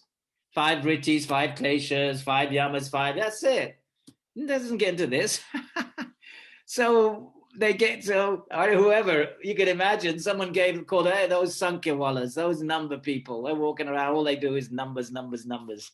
Here's a classic example of why they're called Samkhya. They have to be a walking calculator. Okay. So the gloom is 18-fold. Why? For power is 8-fold, Dharmishra, and the objects of enjoyment are 10, and these make up 18. So what is he saying? It's 18, so you got the 8 powers, and for some reason he's adding them together. The 8 powers he just discussed, and the 10 objects of enjoyment, right? 5 for the 5 sense objects for humans, 5 for the gods. He puts them together, and 18. Now, why is he making a new category? Well, let's keep reading. People rejoice in the enjoyment of these 18 and grieve for want of these. So how is this different from the previous one? Because of the grief. Previous type of Maya, or what does he call the previous one? Mahamoha, is you're just absorbed in these. You're absorbed in them. You're absorbed in these in the senses. The gods are absorbed in their higher form of this, and the humans in the lower form, and that's a kind of illusion. He calls it Mahamoha, great illusion. What's different here? You're not just absorbed, but you grieve, you canker for them. So it has an extra element. So it's a different category. The grieving is what you want to underscore, and they grieve for want of these. They don't have them, you grieve for them. Right, we got one more left. And from this arises the 18-fold gloom. Gloom, I can't have it, I want it, right? Now the final one, utter darkness. I mean, he's running out of adjectives here. Under Dharmisra. So it's deep tamas. Look, under Dharmisra, deep gloom, I don't know about gloom, darkness. Has in a like manner 18 varieties, same 18, right? What are they? The 8-fold power and the 10 objects of the enjoyment, human and divine, right? But what's different this time? Well, but it consists of the profound grief. Well, that was the previous one. How is it different? Well, hang on. It consists of the profound grief felt by one who dies amidst the abundance of sensual pleasures in the very season of enjoyment. So the previous one, you just hanker for them. This one, you have them, and then you die right in the middle of it. So he does that. So that's a different. So all of these are different kinds of states of mind. Let's keep our eye on the ball and not get lost with the numbers. These are all different types of states of mind. And if you're a number nerd, you know, if you're like kind of a pre-computer programmer equivalent of 2,000 years ago, this is what you do. You analyze things into all these different categories. Okay, it's perfectly fine. It's just, why not? It's metaphysics. That's what scientists do. This is proto-science. Okay, one who dies amidst the abundance of sensual pleasures in the very season of enjoyment, or who falls from the command of power. He has them and falls from them. Either you die or you just fall from them. That is utter darkness. That's the worst. Under Dharmisra. I made it. I got all these powers, and bang, I'm dead. In this manner, Okay, so in this manner, the 5 varieties of ignorance, let's keep our eye on the ball. Ignorance is one of the new set of 4. Viparyaya, not Ajnana, that was the Bhava. Viparyaya, new set of 4, that is subdivided into 5, and they're subdivided into these 50. I'm so glad we're done with that. So obscurity and the rest, sorry, not 50, but 62. All of these are 62. So in other words, there's 62 types of Viparyaya. Okay? Patanjali just says, Atadrupa. He's not interested. Patanjali's like, give me all these numbers. I mean, what a Chitta Vritti Nirodha. I'll be writing about 62 and 5 and 18. But Patanjali's not having any of this. His whole business is Chitta Vritti Nirodha. It's still the Maya. I'll be sitting there counting, making up categories out of nothing. But Samkhya is convinced that you need to have this very clear knowledge in order to be liberated. We'll move on to the next one. 48. We just did it. 49. Now we move on to the second one, right? The defects of this is Ashakti. The defects of the 11 organs, together with the defects of the intellect, which he doesn't discuss yet, are said to constitute incapacity, Ashakti, right? So there's how many types of Ashakti? There's 11 plus defects of the intellect are 17. So 11 plus 17, resulting from the reversal of contentment and attainment. Do we want to spend time on this? Because shall we just not bother reading the commentary and just read the Karikas? Do you get a sense of what this is all about? Is it okay with everybody? Our task is to read the Karikas. We didn't sign any contract saying we had to read. Sounds good. We didn't sign any contract saying we had to read every single word of the commentary. All right, just the Karika for the next 3 verses, okay? Yes. So these are Shaktis, pertain to the 11 organs. And they're also defects of the 11 organs, right? The eye doesn't see, the ear doesn't hear properly. I have an Ashakti of sight. Right? Anyway, if you wear glasses, Beth, you have an Ashakti of sight. So these are our Ashaktis. Me too. Right? And then intellect as well. So defects of the intellect are 17, which result from when the other 2 are frustrated, contentment and attainment. Right? We're not going to read the commentary. So that's 49. So we move along. 162, 166. So that was so now we move along to verse 50. Where is it? There it is, page 170, right? Now we move on to the third of the new group of 4. 9 are the forms of contentment, tushti. There's 9 of them. Well, this might be a bit more interesting, actually. We'll read this one. The 4 concerning the self, internal and known as prakriti, nature, means, time, and luck. And the 5 external ones resulting from the abstinence from enjoyment of objects. Let's read this. A little bit more interesting here. Right, they are the first 2 are not. Let's read this though, and have a quick look. Right, so this is the third of the new group of 4. Right, it's called tushti. So there's 9 kinds of tushti or contentment, satisfaction. What are they? 4 internal, 5 external. This might be interesting. Let's give it a go. 168. Internal contentment is of 4 kinds. Internal contentment. These are called adhyatmika because they reside in the self, the Atman. What are they? Prakriti. The nature, means, time, and luck. 4. And then there's 5 external. What are these 4? Of these, nature, prakriti, contentment, is that when a man understands what the nature is, you understand what nature is it with or without qualities, but then remains satisfied with the knowledge of the principle of nature and its effects, but does not get liberation. This is good. In other words, knowledge for the sake of knowledge. I'm in academe. Brilliant people. Brilliant. But no interest in liberation. Fantastic metaphysicians, fantastic philosophers, but it's just knowledge for the sake of knowledge. So that's what he's talking about. So they know what about nature. Is it with quality, without quality? But they're satisfied with just the knowledge. Doesn't seek liberation. That's the first one. The means, okay. The means, the second of these, right? None of these are liberation. The last one, siddhi, that's liberation. The first 3, viparyaya, ashakti, and tushtis are not liberated states of intelligence. So now the second of the third category, and the word in Sanskrit is upadana. The means contentment, right? We're talking about contentment. The first one is the contentment of nature. The second is the contentment means. What is that? Is that when a man, without knowing the principles, remember, to get liberated, what do you need to know? The principles of the seer, the vyakta, the avyakta, and the seer, right? When he says principles, that's what he's referring to. Keep your eye on the ball all the way through, threading this whole Karikas. Is to be liberated, you need to know the difference between the seer and the vyakta and the manifest and the unmanifest vyakta avyakta. So, but what about a man? What about the contentment? Because you're content. If you have knowledge, you're content. So these are content.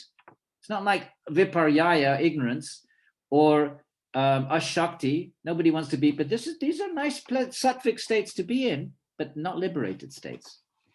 So that means contentment. Content is when a man, without knowing the principle, doesn't know the, vyakta and avyakta, but proceeds to collect the external means. So goes around looking like a wise person, looking like a sadhu, looking like a yogi, right? Wears a yogi t-shirt, grows a beard, wears his beads, did the signs, right? Sacred clay, right? He goes around. He proceeds to collect the external means, like the triple staff, the stick of the sannyasi, the tridanda. In India, the sannyasis have either ekadanda or tridanda. Either they have one stick or three, depending on their lineage. So what are the external means? Well, the staff, the water pot.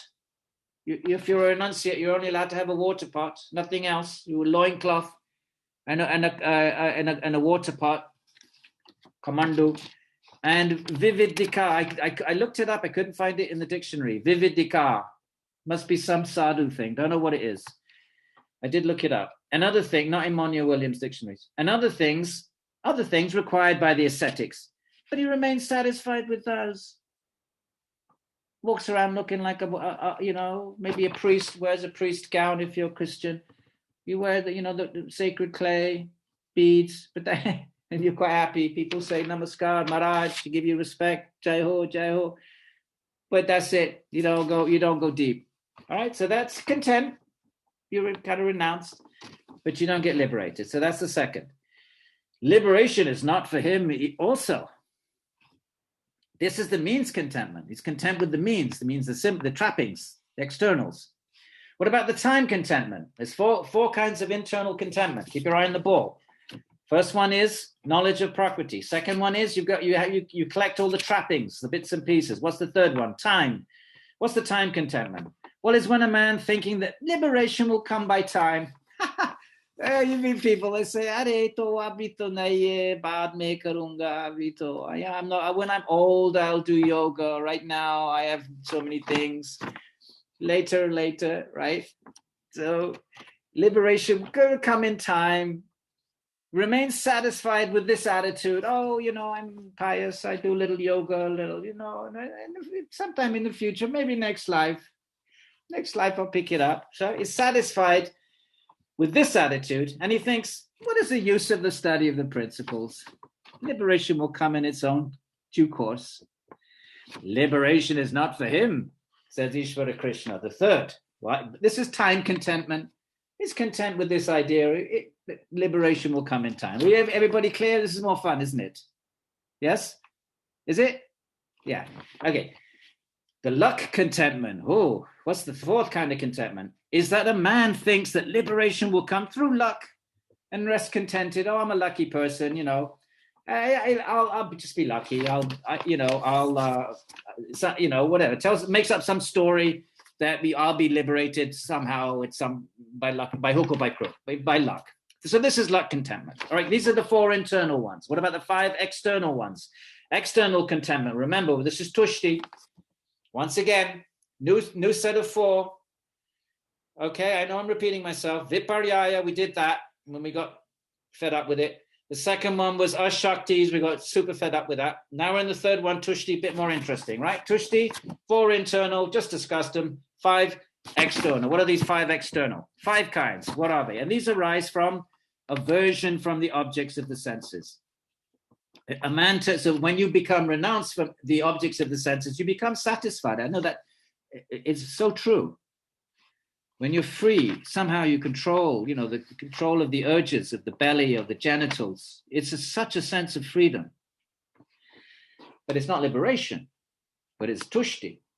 So a man turns away from the enjoyments of sound, music, touch. By the way, sex is touch, in case you were wondering where sex fits into thing. It's touch. It's a sensation of touch. Form, taste, and smell. Realizing that there is evil attached to these. Evil, is a strong word, but there's negative consequences. If you're attached to any of these, there's negative consequences. What are they? Well, namely, acquisition. You have to acquire them. Then once you've got, first you have to get them, these objects of the senses. Then you have to protect them, maintain them, make sure nobody steals them, make sure they don't break. And then waste, by which he means decrease. They'll wither away if food doesn't last. The fifth, what is the fifth? He says evil, but I'm going to call it negative consequences. But you become attached to them. And injury. Right, so let's see, he's going to talk about all these 5 negative consequences. If we're attached to the 5 objects of the senses, there are 5 negative consequences. What are they?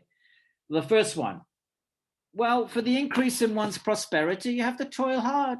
You have to work hard to make money. Back then, it would be pasturing the cattle, carrying on the trade, accepting gifts, engaging in service, whatever it is, but you have to work hard to be prosperous.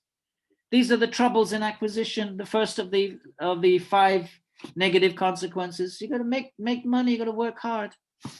Then the second one. Well, then there's trouble in protecting, rakshana. You have to protect what has been acquired. Secondarily, enjoyment that's the second. You got to protect it, maintain it. Third, the enjoyment produces reduction and waste. If you accumulate stuff and you enjoy it, well, it's going to decrease, isn't it? So then now you have to fret. Oh, how much money have I got in the bank? Oh, can I retire? I got $1 million. Okay, retire. And then $1 million. Oh, now I've only got 900,000. Oh, now it's gone down to 800,000. Oh, yeah, right. So it's diminishing all the time. So that's the next one. And so this is the trouble of waste. Okay, again, with the senses. What about the 5th one? Attachment. Never have any satisfaction after their contact. You don't get satisfied. You eat something really, really good, and but lasts a few minutes and then it's gone. It doesn't really satisfy in a deep level. No sense pleasure does. Music, nothing. Doesn't satisfy. So he's pointing that out. That's a negative consequence. They never have any satisfaction after their contact with the objects of enjoyment. And this is the trouble in contact. This is the negative consequence.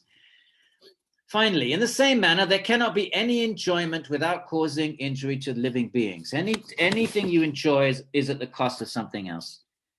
You're buying something in the shop, and there's some poor person in a sweatshop in China, mass producing it in awful conditions for 2 cents an hour. Anything that you enjoy is at the cost of another living entity. If you think about it, if you follow the production line. Even farming, like the Jains won't even be farmers, because if you till the soil, you're killing worms. Even a simple, we might say organic, natural thing like tilling the soil is at the cost of killing living entities. That's why Jains do not become farmers. So any kind of enjoyment is you have money in the bank. Well, what about all the poor people starving?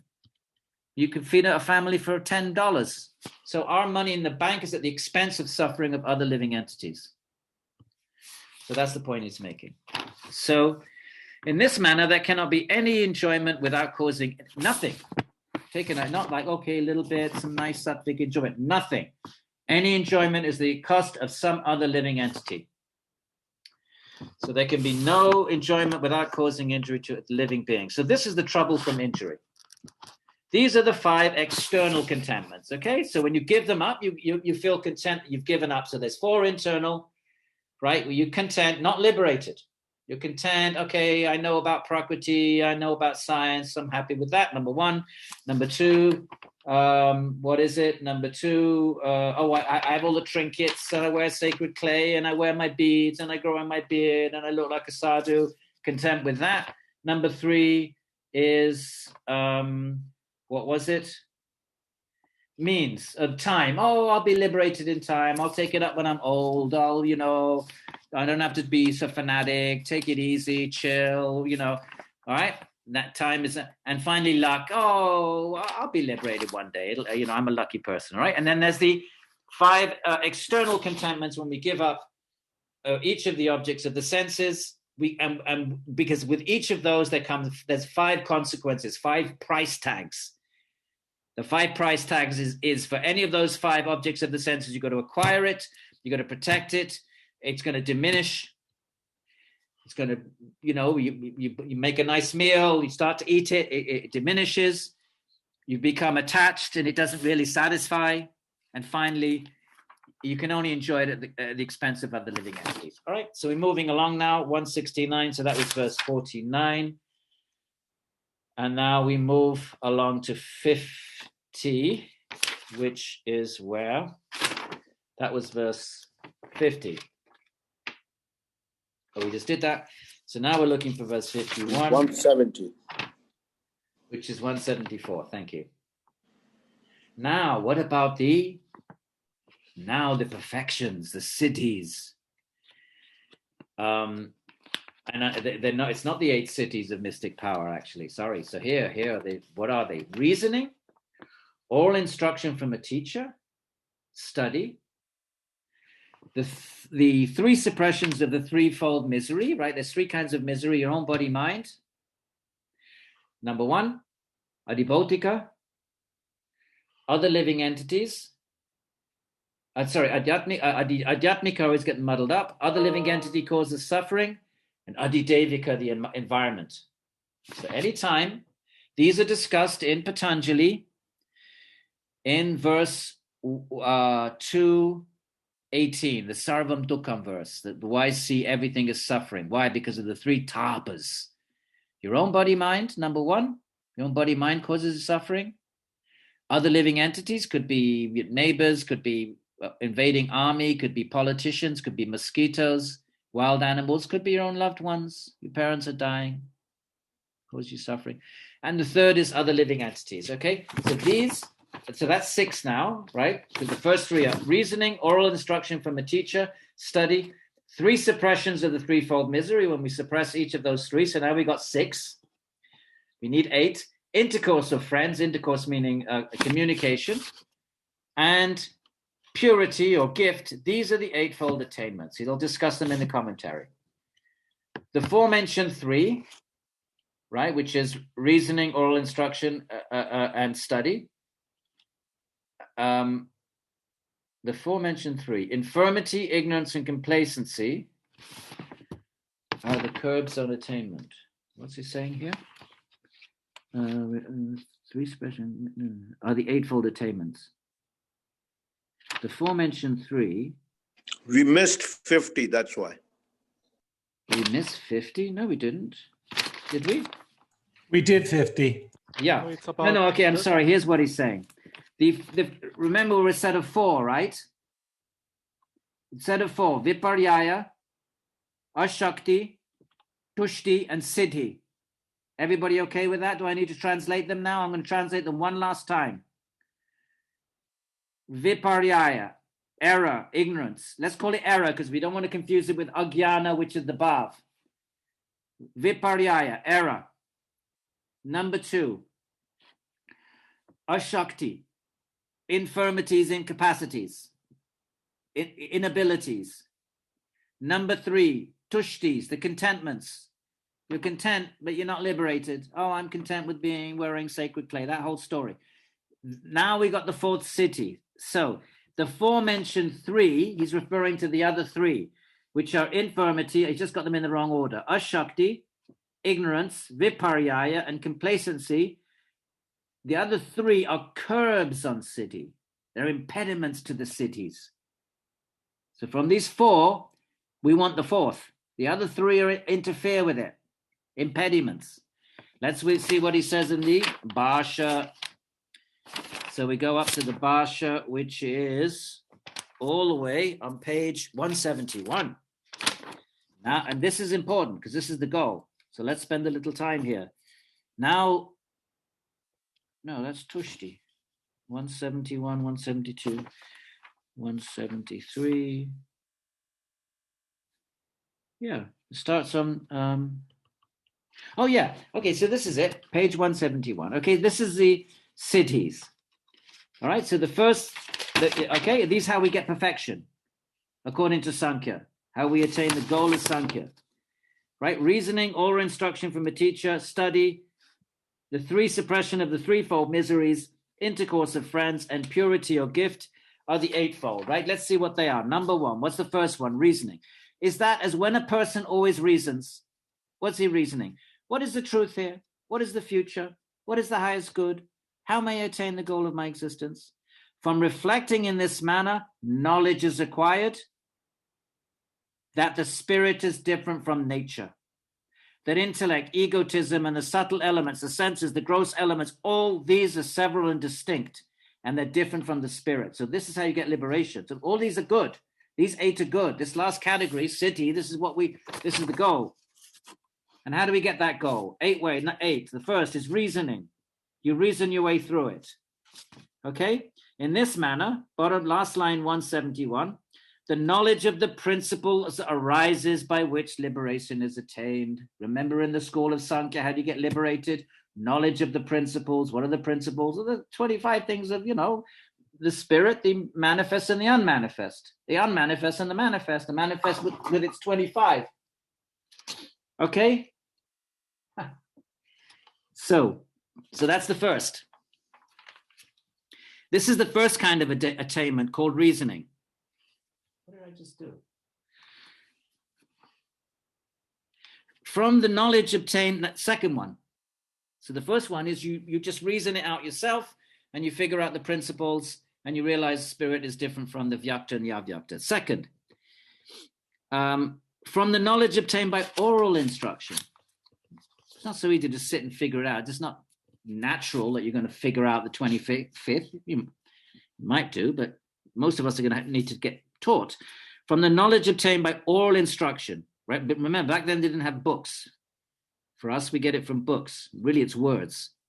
By hearing precedes knowledge of, same knowledge. The first one, you attain that knowledge through reasoning. Same knowledge, the same list. What do you get from hearing? Precedes knowledge of nature, intellect, egotism, subtle elements, the senses, and the gross element. That's the same refrain for all the first 3. First, you get it by your own reasoning. Second, you get it by oral. Third, from a study of the Vedas and other sacred writings. What do you get? Same thing. Knowledge of a 25 principle is acquired, and thereby one attains salvation. So this study is the third attainment. All 3 can produce the same result. Now, what's the fourth? Prevention of the 3 kinds of pain is the fourth attainment. And this consists in attending a teacher with salvation in view. This is the classic serving the guru. In the Gita, Krishna says, Tadvidhi pranipatena pariprashnena sevaya upadikshyanti te jnanam jnaninas tattva darshanaha. It's the only verse in the Gita that speaks of a guru. Tadvidhi pranipatena. You approach, in order to know truth, Tadvidhi pranipatena, approach the teacher, pariprashnena sevana, ask questions and render service. That's the relationship. You ask questions, you get answers to your questions, and you serve the guru. Meaning, a real guru is living in a mud hut, not very simply. Upadikshanti te jnanam. That person can give you jnana. Jnana is tattva. Even the Gita uses the term tattva, the tattvas. Jnaninas tattva darshanaha, because the wise person has seen the tattvas. Uses the Samkhya term, the Gita. So this is what he's talking about here. And this consists in attending a teacher with salvation in view. To really seeking, not just chit-chatting, wasting time. My teacher would never engage in pleasantries, to the point that it was socially embarrassing. If you try to ask him a question that was not coming from a place of Atman, like if you said, "Oh, it's a nice day today, Maharaj," he wouldn't look at you, wouldn't answer, because he knew it was asatyam. You know, normally you would sit, you know, and you chat a little bit, and then maybe you ask some question. Never engage in chit chat. Not to the point of we, from our social lenses, would consider him to be utterly rude. Because you couldn't think that way because he had dreadlock. I mean, you looked at him, you knew he wasn't a normal person. But to that point, okay, so no chit chat, right? So what do you do with the guru? You ask about the real questions. So where are we? So this consists in attending a teacher with salvation in view, and liberation is derived from his counsel and instruction. So that's why we have our teachers. This attainment is threefold in view of the three kinds of pain, and therefore with the preceding three attainments, that makes 6. He doesn't really elaborate. It's standard. Everybody knows what the three kinds of pains are. So they don't really need explaining. They're so ubiquitous, Buddhists, Jains, all Hindus, right? Adibhautika, Adidevika, Adhyatmika, the 3 dukkhas. Patanjali calls them tapases, not tapas, tapas. So these are 6 attainments. He doesn't really say much about the 3 pains.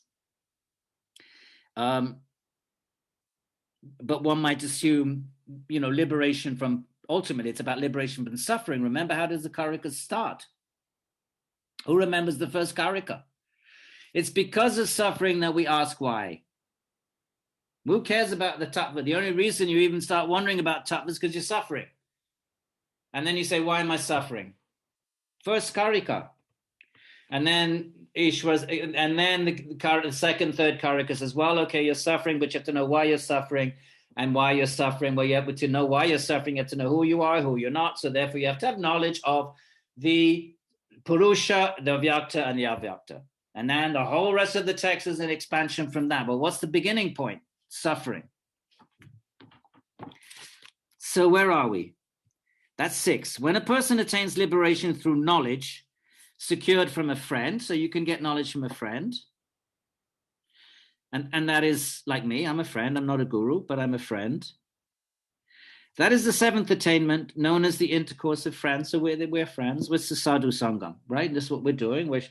We're fellow travelers. Still, we can still attain liberation that way.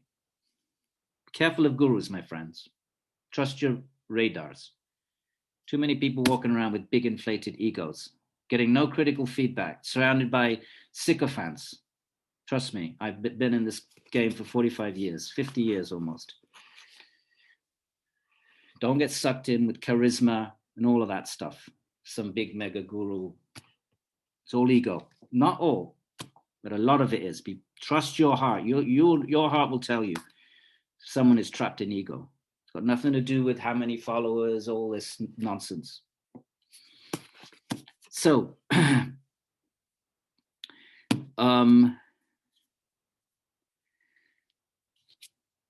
the Upanishad, you're sitting under a tree or in a bamboo hut, not flying around first class on aeroplanes. You want to look at the Puranas. Who are the guru wearing loincloths, living in the forest? No possessions. So we got a million verses, 400,000 verses of the Purana, 100,000 verses of the Mahabharata. Who knows how many? Plenty of stories about real enlightened beings. They're wearing loincloths. They're totally renounced. So they can't be tainted. You can't seduce them. You can't bribe them. You can't flatter them. So where are we? Gift of holy men. So intercourse of friends, right? Meaning intercourse in the sense of verbal intercourse. Gift is that when a person helps holy men, right? It's big in Buddhism, that if you can't be a bhikshu, well, then you serve the bhikshus. So then, you serve the sadhus. Indian culture still has this. Gift is when a person helps holy men by giving gifts of a dwelling, place to stay, medicine, right? Triple staff, I don't know, give them some sticks, bowl, food, clothes, and the rest to them. Because what do they want, right? Not very much, just some food. If they're real sadhus, they're really holy, food, clothes, and the rest of them. And you receive knowledge from them in return to serve the guru. It's a beautiful thing. You serve someone with no ego and no pride.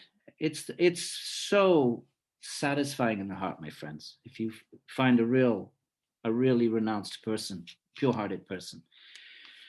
So that person then is pleased and gives instruction. So that's the 8th way you can get attainment, success. In other books, so now he's saying in different books, in different scriptures, these 8 attainments, so they have different names. He's a number guy. He's like, oh, well, they call them differently in different texts. In another text, they call them Tara, Sutara, Tara, Pramoda, Pramodamana, Ramyaka. So he can't give up a chance to write another list. He's like, oh, he's a list man. He's like, oh, in other texts, they give them different names. Here's what they are. Okay, so the injuries of intellect. Okay, I'm not going to do that bit. Skip that, skip. Okay, because we skipped the bits that this would make, we skipped those 2 verses. So that was now we're going to move along to 172. And now we move, I think we're done with that bit I was worried about. So that's 51, 52. And 52 says, the elemental creation in brief, all the elements, what is it? Consists of the 8-fold divine order. There's 8 divine realms or divine dimensions, 5-fold subhuman creation, and then there's the human order of 1 variety. So these are the different dimensions in the universe, different kinds of beings. Again, they're numbered differently in different texts. Some talk about 7 up, 7 down. We already mentioned that. So we'll move along. We don't need to. That's the page we're missing. We don't even have that commentary. Because if you notice, it goes 174, 175, and then what's missing is 76 and 77. I will just read you the verse because then we fulfill our vrata of reading the whole text. Because we don't have with us verse number 52, where this is 53. We've missed 52. So 52 wraps up that whole story of the bhavas and all of that. Right, so we have this 5 verses stuck in the middle with this new fourfold order of viparyaya, tushti, ashakti, and siddhi. It's just stuck in there. There's no connection made to the bhavas. It just says because of the gunas, this becomes further variegated, but there's no real connection. It's stuck, and now we're back to the bhavas, as if none of that happened. So you can see how a text critical scholar would say these have been interpolated. They've been stuck in from some other system, from somewhere else. Just like people say about Patanjali, they say, why do we have this Kriya Yoga? And we have Tapasvadhyaya Ishvara Pranidhana. And then we have the same thing later on in the 30 verses later. We have the same 3 niyamas. Well, what's the point of that then? So therefore, some scholars say, well, maybe there were 2 different systems which have different ways of thinking about it and organizing it, and they were just kind of, Patanjali just brings them together. Maybe there was a Kriya Yoga type focus and then an Ashtanga. So that's what scholars do.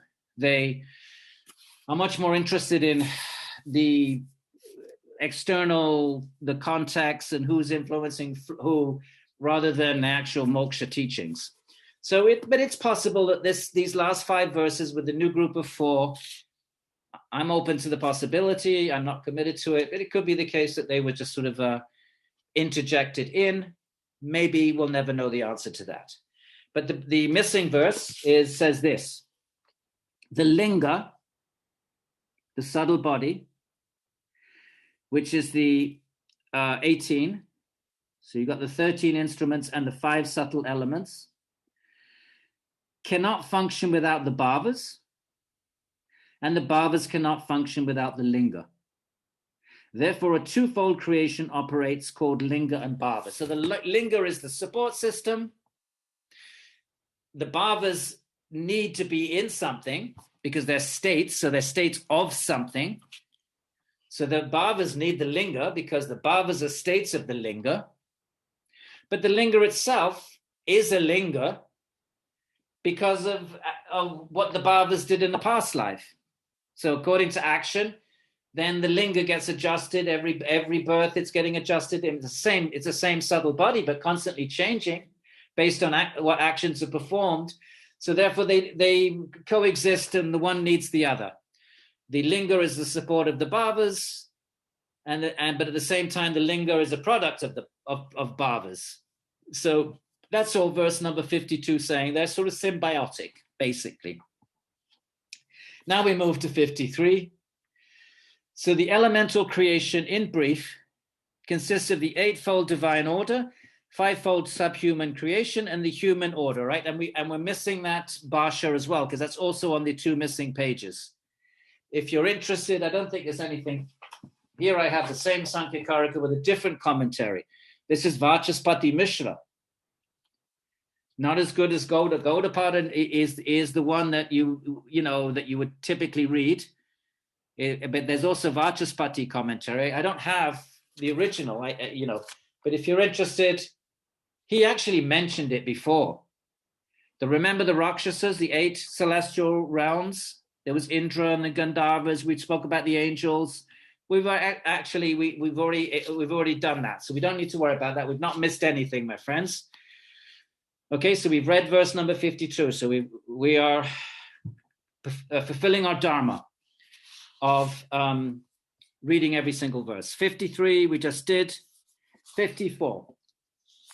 Now, there is prominence of sattva in the worlds above, right? The upper worlds, celestials, more sattvic. Below, the creation is full of darkness. The lower realms are darkness, meaning more tamas is present. And what else? In the middle, rajas, that's asla. We're rajasic, especially when we drink chai.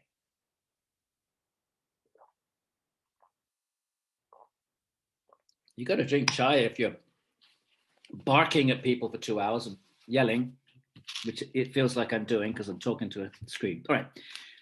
Sattva in the worlds above, verse 54, page 179. Below is full of darkness, that below our realms. In the middle, rajas. This is from Brahma down to a blade of grass. That's a pet phrase. Brahma, from usually it's Brahma stamba paryantam, from Brahma up to an immobile plant. Don't get Brahma with a long A, confused with Brahman. Brahman with an N is the neuter noun, and it means the absolute truth of the Upanishads, right? Atman Brahman. But Brahma is a celestial being. He's the deity with 4 heads if you see him in Indian art. So when it's got a long A, masculine noun, it's referring to a celestial being who is the secondary creator, creates all the forms of the universe. What do I mean by secondary? Well, Vishnu is the original, for the Vaishnavas anyway, with Shiva for the Shaivites. But they're not engineers. They just produce. Prakriti is one, Krishna says, Devi Yasha Guna Mahi Mama Maya. This is my Shakti. But the actual engineering of the universe is done by Brahma. And he's not even though they talk about the 3 Ishvaras, Vishnu, Brahma, Shiva, there's only 2 transcendent beings, and all of their infinite forms, Vishnu and Shiva. Brahma is like you and I. You could have been a Brahma in a past life. Brahma is just the best possible birth in a new cycle, cyclical creation. We only live 100 years as a fraction of time in the 14 billion years, but Brahma lives the whole time. For him, it's like 100 years, but he dies. So he's an embodied being, subject to karma. Vishnu, Shiva, transcendent. They're never subject to karma. So that's Brahma, okay? What does he say? And now we're almost finished, my friends, because the rest of this is for next week, because Lakshmi is going to be waiting for us. But these are nice, easy verses. We'll probably finish in an hour next week, and then we can take some questions. In all the three worlds, the three gunas pervade. What is supreme in which is now explained. Above, right? In the 8 regions of the gods, the celestials with a small g, there is the prevalence of sattva, the excessiveness or predominance of sattva. So senses are fine, bodies are fine. And that's why we with the gross senses cannot perceive the devas. The deva could be sitting in this room and you wouldn't see it. In the same way as you could have an ant on your desk. I've given this example before. And the ant can't see you, or it certainly can't see what you really are. It might just see a vague form, because the ant is trapped by its karmic instruments. It's only able to perceive what its senses allow it to perceive. And even if it perceives something, it can only conceptualize what it could be according to its conceptual capacities, its intellectual abilities.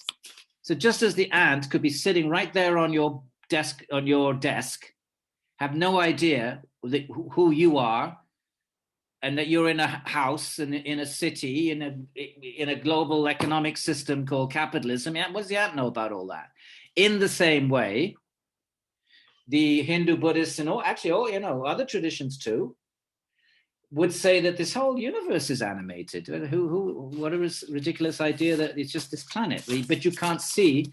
But we limited by our karmic instruments of perception. We can't see subtler dimensions. So take it or leave it. I'm just telling you my job is to tell you what the tradition says. You do what you want with it. That's not my business. I'm teaching you traditional text. This is traditional shastra. Traditional textual study. That's what we're doing. We're reading traditional commentaries and we're not adding anything. We're trying to look at the logic of the text in its own voice through its own conceptual structure. What you do with it is up to you. Okay, so the elemental, we read all that. So sattva, the celestial realms are made of sattva, fine stuff, not perceivable either with gross senses or instrumentation like Hubble bubbles. Of course, even there, Rajas and Tamas are present. There's no pure sattva. So there's Rajas and Tamas up there too, but sattva is prominent. Below, the creation is full of darkness. Tamas is prominent. From animals down to immovable substances like plants, the entire creation is pervaded by tamas in excess. So things that can't move, and then lower dimensions as tamas is prominent. But even here, even in those realms, sattva and rajas are present, like a tree. Tree can't move, it's very tamasic, but when the sun shines, it has enough sattva to open its leaves and move that fraction towards the sun. You see how plants will move. If you take your house plant and put it somewhere else, right, the light's coming at a different angle, a couple of days later, it's moved, right? So it has sattva enough to know and recognize light. That's sattva, even though it might be 99% tamas. There's no pure anything, except the highest state of samadhi. So, but even in tamas, sattva and rajas are present. In the midst, that's where we are, i.e. in human creation, rajas dominates. We're rajasic, running around, trying to, running around and in a rajasic state, right? Creating civilizations and all of this. But even here, sattva and tamas are present. Hence, men, for the most part, suffer pain. Such is the world from Brahma to a stock, to an immovable plant, from Brahma to immovable things. Thus, non-elemental creation, creation of the subtle elements, creation of the dispositions, the bhavas, creation of the gross elements, and the divine, and the human and the subhuman creation form the 16. You cannot resist it. He cannot resist not throwing out a number. He's got to throw out a number, otherwise he's going to go mad. So, 16. Ishvara Krishna, he's addicted to numbers. You got to love it. Okay, so there, now he's got another little list. Add it all together. 16 varieties of creation produced by nature. So if somebody tells you, what does Samkhya mean? What are you going to say? Enumeration. Now you know why you're going to say that, yes? Everybody, yes? You know why it's enumeration. Because it's full of numbers. Okay, so that's 54. And I think Lakshmi is here. do we want to finish on that one? Yeah, let's just finish. If Lakshmi there, Prabhu. Lakshmi ji? Yes, I'm here.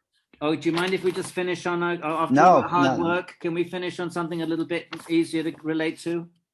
Of course. Give us 5-10 minutes. Okay, 55. Finally, we get out of all that numbering system. Now, the intelligent being, page 181 at the bottom, the dweller in the body. This is what it's all about. All of those numbers are to eliminate what is not. Not iti, nati, nati. The intelligent being, the dweller in the body, experiences pain. Remember, that's how it all started. How did the Karikas start? Because there is pain. We want to know why. And to know why, you have to know the difference between Purusha and the Vyakta and the Avyakta. And to know the Vyakta and the Avyakta, you got to get into all these numbers according to Ishvara Krishna. So the intelligent being, the dweller in the body, experiences pain. Back to the starting point. What is it? Well, what's pain? Arising from decay and death until his deliverance from the subtle body. Same body, subtle bodies had since the beginning of Big Bang, since the beginning of the cycle. Pain, therefore, is of the nature of things. What does Patanjali say? Sarvam dukam. All things. Everything is suffering, greater or lesser, fine. But it's all suffering. This is Viveka. And not just Samkhya and Yoga. Buddhism, First Noble Truth. All of these traditions. When we're in ignorance, we suffer. Maybe the other traditions don't get into numbers and all of 15, this and 18, that. But this is a sine qua non shared by everybody. Embodied existence is frustrating, unfulfilling. We'll read the commentary and we're done for today, friends. So, Basha. Okay, first, page 180. There, in the divine human and subhuman creations, right? The divine, the God, the celestials, human, lower entities. Misery produced by old age and death is experienced by everybody. Because it's the Purusha. The Purusha's in those conditions. And all those conditions are subject to old age and death. Janam mrityu jara vyadi. It's experienced by the intelligent. Intelligent here means chit. Sat chit ananda. No, I wouldn't call it intelligence because that gets confused with buddhi. Here he's talking about chit. So sometimes the translation can cause confusion. So these sentient, chaitana. All right, let's have a look at the Sanskrit. Chaitana purushaha. Chaitana purushaha. Lingasya. Avinivrittehe. So it doesn't even say, it just says chaitana. So there's different words for consciousness. Chitti shakti, chaitana, and chit. Okay, and this is the quality, the property of Atman. Sat, chit, ananda. So sat, it means it's eternal. Chit is its property, its consciousness. What is it? What makes it a distinct entity different from other entities or substances? It has a property that's distinctive to it, not shared by other substances. What's that property? Chit, the property of consciousness. What are there other terms for chit? Yes. What are they? Chitti shakti. Anything else? Yes. Chaitana. So 3 terms. Single T, don't put double T. That chitta, that's the mind. That's a whole different thing. That's part of Prakriti. Don't put that extra T in. Resist the urge. No, don't do it. Single T, chit, aka chitti, 1 T, chitti shakti, not double T. Then that's chitta. I know it's confusing. I apologize. The words sound so close. Chitti, single T, chitti shakti. That's Patanjali uses it in chapter 4. What else is it called? Chaitana. And that's what he calls it here. Okay, 3 words for consciousness. So we'll finish this up then. There the divine. Where am I in the right place? Yeah. Experienced by the intelligent sentient spirit and not by nature. Nature doesn't have chit, and therefore doesn't have chitti shakti, and doesn't have Chaitana, not in Sankhya Yoga. Tantra is different. Tantra is going to say it's all Chitti Shakti. Don't go there. That's a different tradition. That's a different metaphysics. That's the difference between Samkhya and the Tantra, Kundalini, Hatha traditions. They would say Prakriti is Chitti Shakti. That's a big difference between Tantra and Sankhya and Yoga and Vedanta and the rest of them. Okay? Okay, so I know some of you probably have run into Tantra, and you may have a Muktananda and Siddha Yoga, and there's various expressions of Tantra. They don't have the dualism of Purusha and Prakriti. They would say Prakriti is Chitti Shakti. Don't get confused. It's a different metaphysics. Not the same. Don't try and fix them together. Different. Take your pick. They're both coherent. They both, have their own logic. I'm not judging. But they would say Prakriti is Chitti Shakti, right? That's what's one of the defining features of the Tantra / Kundalini / Hatha / Siddha traditions. Call them what you will. They're the traditions that talk about chakras and Kundalini rising and Sushumna. Those traditions, everything is Chitti Shakti. There is no dualism between Prakriti and Purusha. Just bracket that thought. Keep it in mind. So you don't get confused. Because it comes into the West and everything gets kind of thrown together and it all gets to be like a khichdi. Khichdi in India, you just throw everything in the pot. Let's finish this up. So the intelligent sentient spirit, not by nature or intellect or ego or the subtle elements or the organs or the gross elements. Right? In other words, it's the Purusha that experiences it. Prakriti's dead. Doesn't experience anything. Experiences in Purusha. That's what the first sentence is saying. I'll read it again. There in the divine human, subhuman creations, misery produced by old age and death is experienced by the Purusha. He calls it spirit. It's not experienced by Prakriti or intellect or ego. They're dead layers. It's like my sweater doesn't experience anything. I'm the one that feels hot or cold. The sweater doesn't feel it. So these are layers. They don't feel anything. Purusha's the experiencer. Till the cessation of the linga, the subtle body. As long as we have this subtle body, till the subtle... Oh, sorry, I missed a sentence. Now the author explains how long the spirit, remember spirit's Purusha, how long the Purusha suffers. How long are we going to suffer? Embodiment, old age and death. How long? What's the answer? Next sentence. Till the cessation of the linga. Till the subtle body has ceased to be. Why is it going to cease to be? We've had it since time immemorial. As long as the spirit, Purusha, is in the subtle body. And he says, what is it? Told us for 1,000,000 times. One more time. Composed of intellect and the rest. He can't be bothered. This time he can't be bothered to list it. Even the Samkhya, even Ishwar has had enough of his list. He's just had the rest of them. All right, as long as the spirit, Purusha, is in the subtle body, composed of intellect and the rest, it is individualized.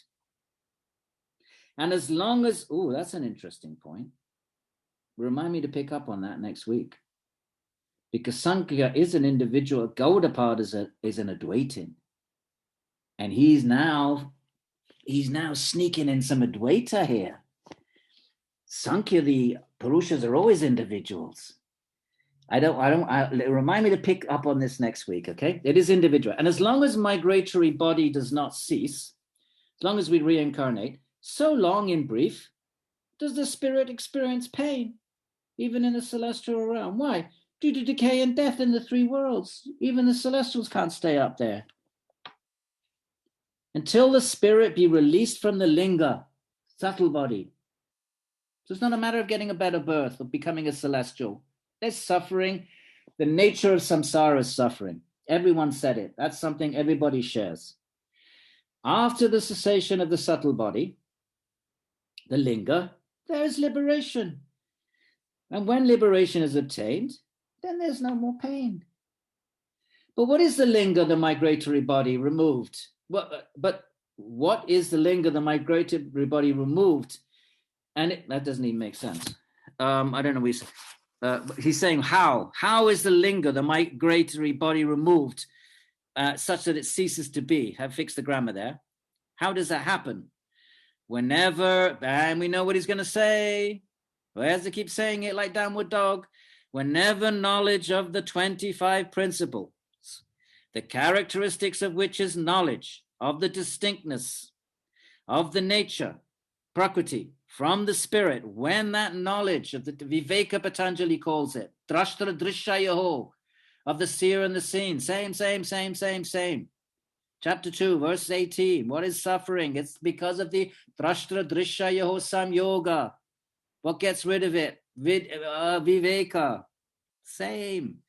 So when the knowledge of the 25 principles, the characteristics of which is knowledge of, what is it? The distinction of the nature from the spirit, Purusha and Prakriti, when that's attained, or whenever a person knows that this is the nature, this is intellect, this is egotism, he's off again with his list. These are the 5 subtle elements. These are the 11 senses.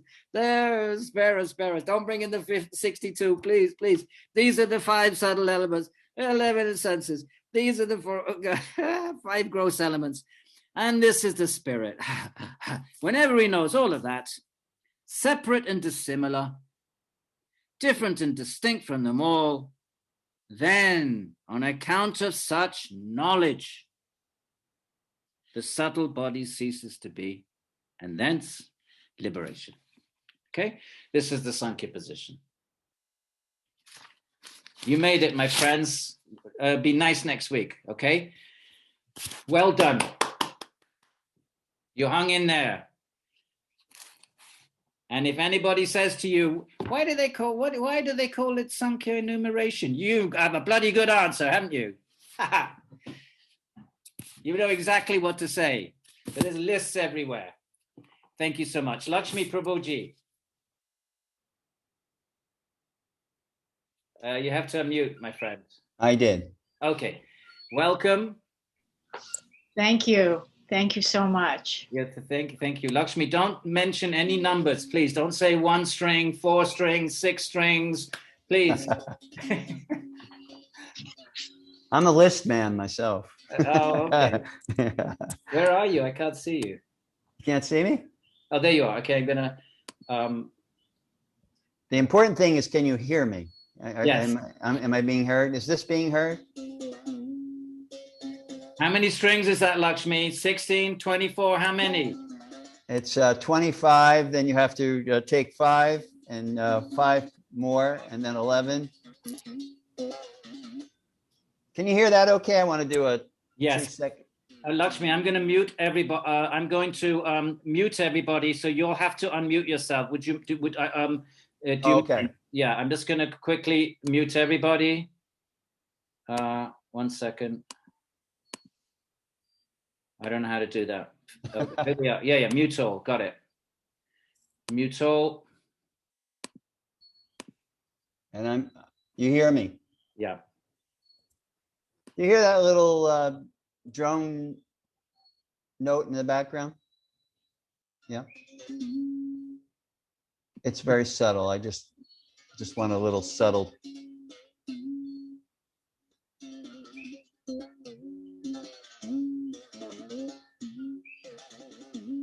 You hear all that, huh? Yeah. And the parrots outside, yeah. Yeah, there's kokies, they're called.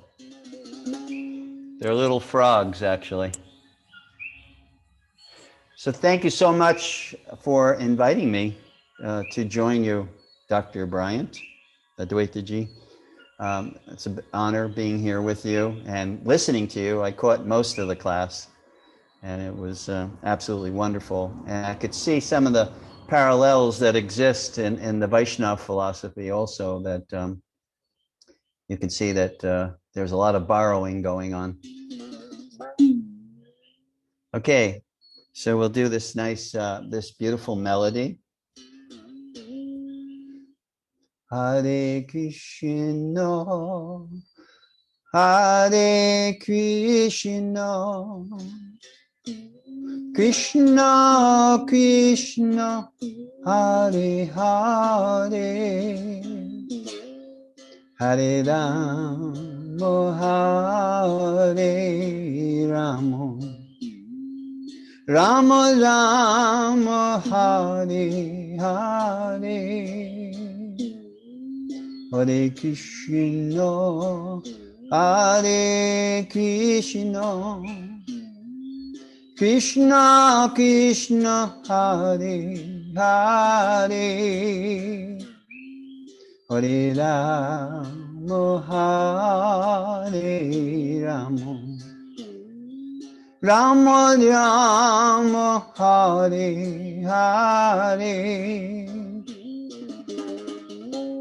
Hare Krishna,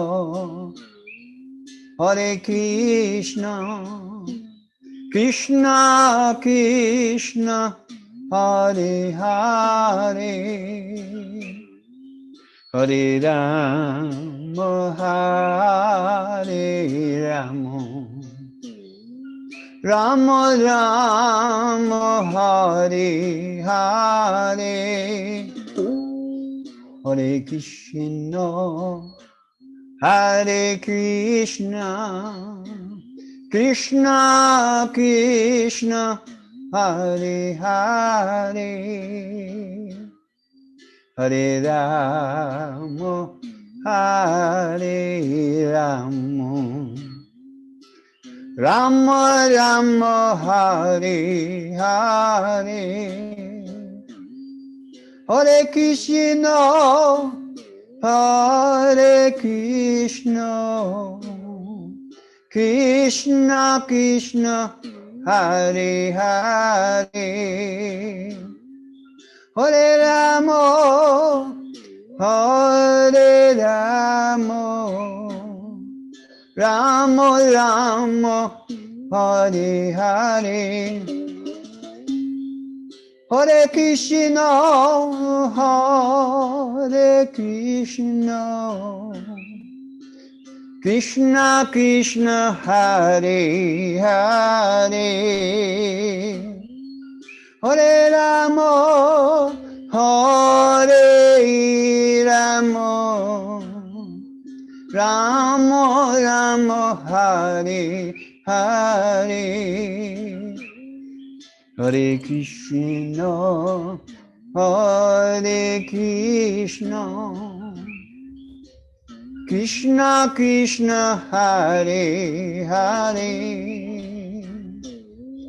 Hare Rama, Hare Rama, Rama Rama, Hare Hare, Hare Krishna, Hare Krishna, Krishna Krishna, Hare Hare,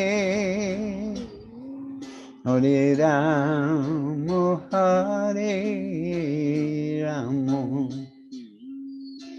Rama Rama, Hare Hare, Hare Krishna, Hare Krishna, Krishna Krishna, Hare Hare,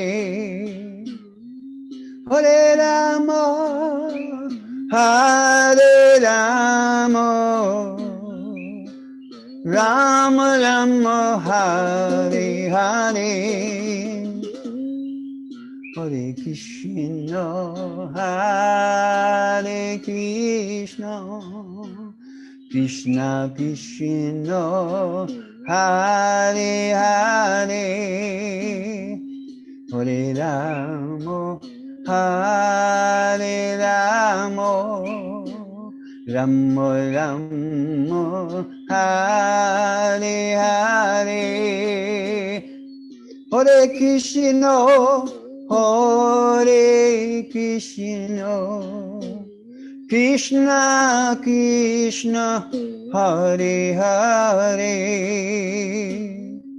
Hare Rama, Hare Rama, Rama Rama, Hare Hare, Hare Krishna, Hare Krishna, Krishna Krishna, Hare Hare, Hare Rama, Hare Rama, Rama Rama, Hare Hare, Hare Krishna, Hare Krishna, Krishna Krishna, Hare Hare, Hare Rama, Hare Rama, Rama Rama, Hare Hare.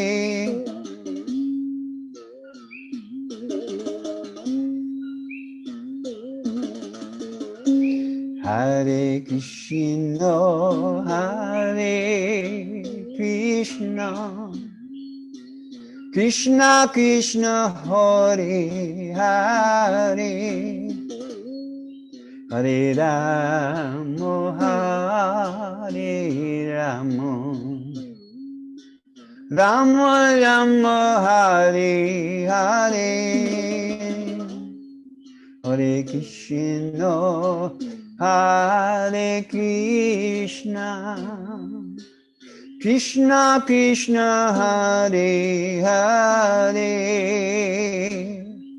Hare Rama, Hare Rama, Rama Rama, Hare Hare,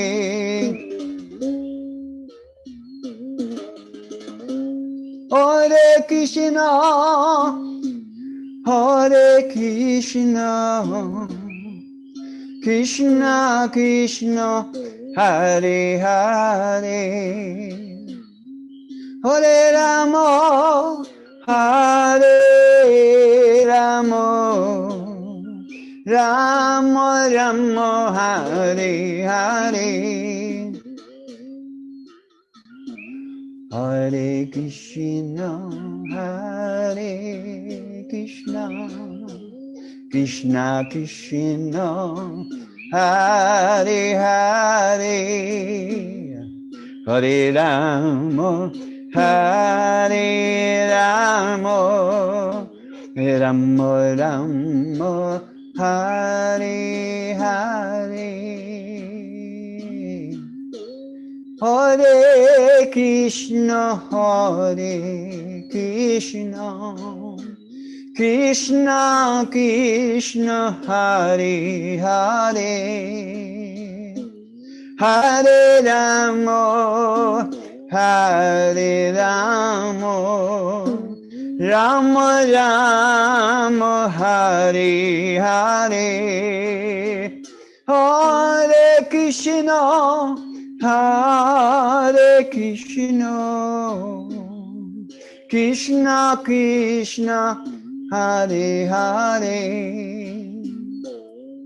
Hare Rama, Hare Rama, Rama Rama, Hare Hare, Hare Krishna, Hare Krishna, Krishna Krishna, Hare Hare, Hare Rama, Hare Rama, Rama Rama, Hare Hare, Hare Krishna, Hare Krishna, Krishna Krishna, Hare Hare,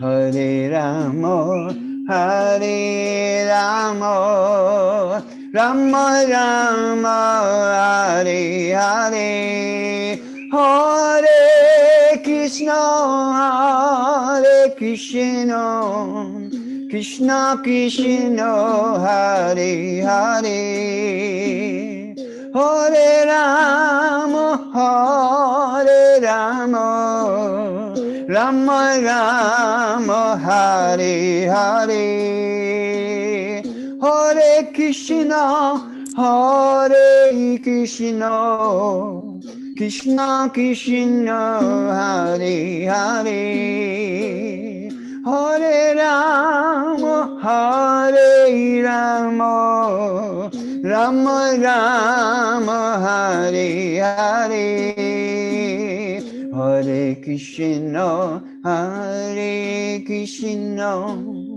Krishna Krishna Hare Hare Hare Rama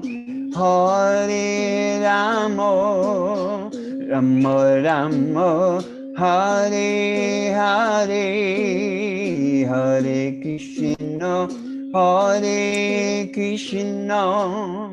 Krishna Krishna Hare Hare Hare Rama Rama Rama Hare Hare Hare Krishna Krishna Krishna Hare Hare Hare Rama Rama Rama Hare Hare Hare Krishna Krishna Krishna Hare Hare Hare Rama Rama Rama Hare Hare Hare Krishna Krishna Krishna Hare Hare Hare Rama Rama Rama Hare Hare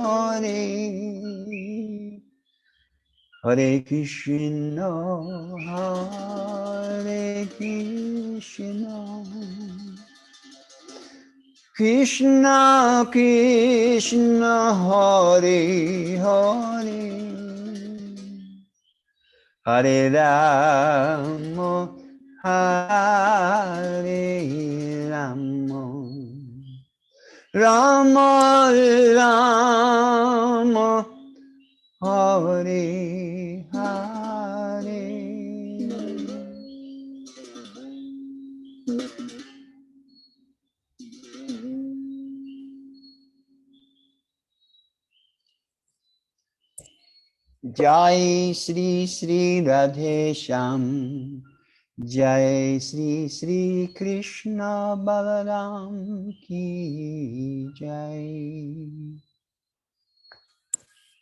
Thank you so much. Jai Ho, Lakshmi Ji. Thank you. It was a real pleasure. Yeah. Join you. Better 20 minutes kirtan than 2.5 hours Being here of with you Karikas. and listening to you. I caught most of the class, and it was absolutely. What was that? That's your old. Is that the voice in your head? One of the many voices in your head? No. That's right. It's coming out. I just recorded it. That's all. All right. Thank you so much. Does anybody have we won't be seeing Lakshmi again in this series, although we'll have more series in the future. Anybody have a question for Lakshmi before you'll see me again one more time for Samkhya? Any questions for Lakshmi on kirtan or anything? He's a long-standing sadhu and yogi and bhakta. So any questions about kirtan or about bhakti or just about the picture behind him, Krishna Balaram? Or anything, please feel free to ask Lakshmi. We'll have a chance for questions. I think the next, it won't take us long to do the last 10 verses. They're not complicated. Okay. Yeah, they're probably brain tired. Which, I have a question, Edwin. Any questions for Lakshmi? I have a question. For Lakshmi, go ahead. Yeah. Lakshmi, I know you're a long-term chanter and I'm pretty new to it. I wonder what it's like, what's chanting like after all these years? It's Mary, it's another world, actually. You can, I have gone into chanting sessions because, something has occurred, something disturbing, whatever. But when you really, because chanting in kirtan, it's a very simple process. It's hearing and chanting. It's not complicated. It's not wordy. It's not. You just lend yourself to the chanting, and it really it just kind of dissolves problems and ego and all the things that kind of serve as obstacles to coming in contact with our real nature, our real loving nature. So I mean, you know, I've cried during kirtans, I've laughed during kirtans, I've experienced the full spectrum of emotions, and it's an emotional experience, but of a different nature, an emotion of a different nature. You look like you go into a different world. Yeah, it's definitely, it's not the mundane. I thank you for your little sessions you do in the morning. Oh. I call on them to pick me up. So thank you. Oh, you attend sometimes? Yeah. Oh, wonderful. Thank you, Mary. Thank you. And you're in Jersey, or where are you? Vermont. Oh, okay. Vermont. I just spoke to someone in Vermont today, in Burlington. I just came from Berlin. Yeah, he interviewed me for his book, so we had a nice little chat. So thank you. Thank you. Thank you. Thank you, Lakshmi ji. Thank you, Thank you. Edwin ji. You're welcome. Any last questions for Lakshmi before he does a kirtan every morning? I think he's Lakshmi, you want to type that in again one last time into the message box? Sure. Free anybody that just joined us, you can listen to kirtan every morning. Any last questions? Lakshmi.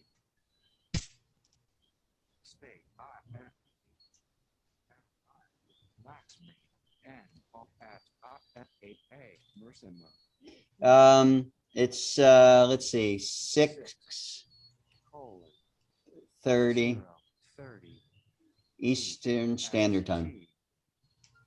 Is Arti there? Where's Arti? Lakshmi Nisringa 6:30, and it's Facebook Live. Do we have Arti? Just ask the question. Arti, I do japa every morning, first thing after snan. What is the japa? I do Hare Krishna Mahamantra. Japa is a repetition of it's meditation on the name. Okay. I'm just responding to Arti's question in the chat here. Yeah, and then puja. I have it up before everything else. Japa, maybe 45 minutes, and then puja. Okay, Yeah. you. Any other questions?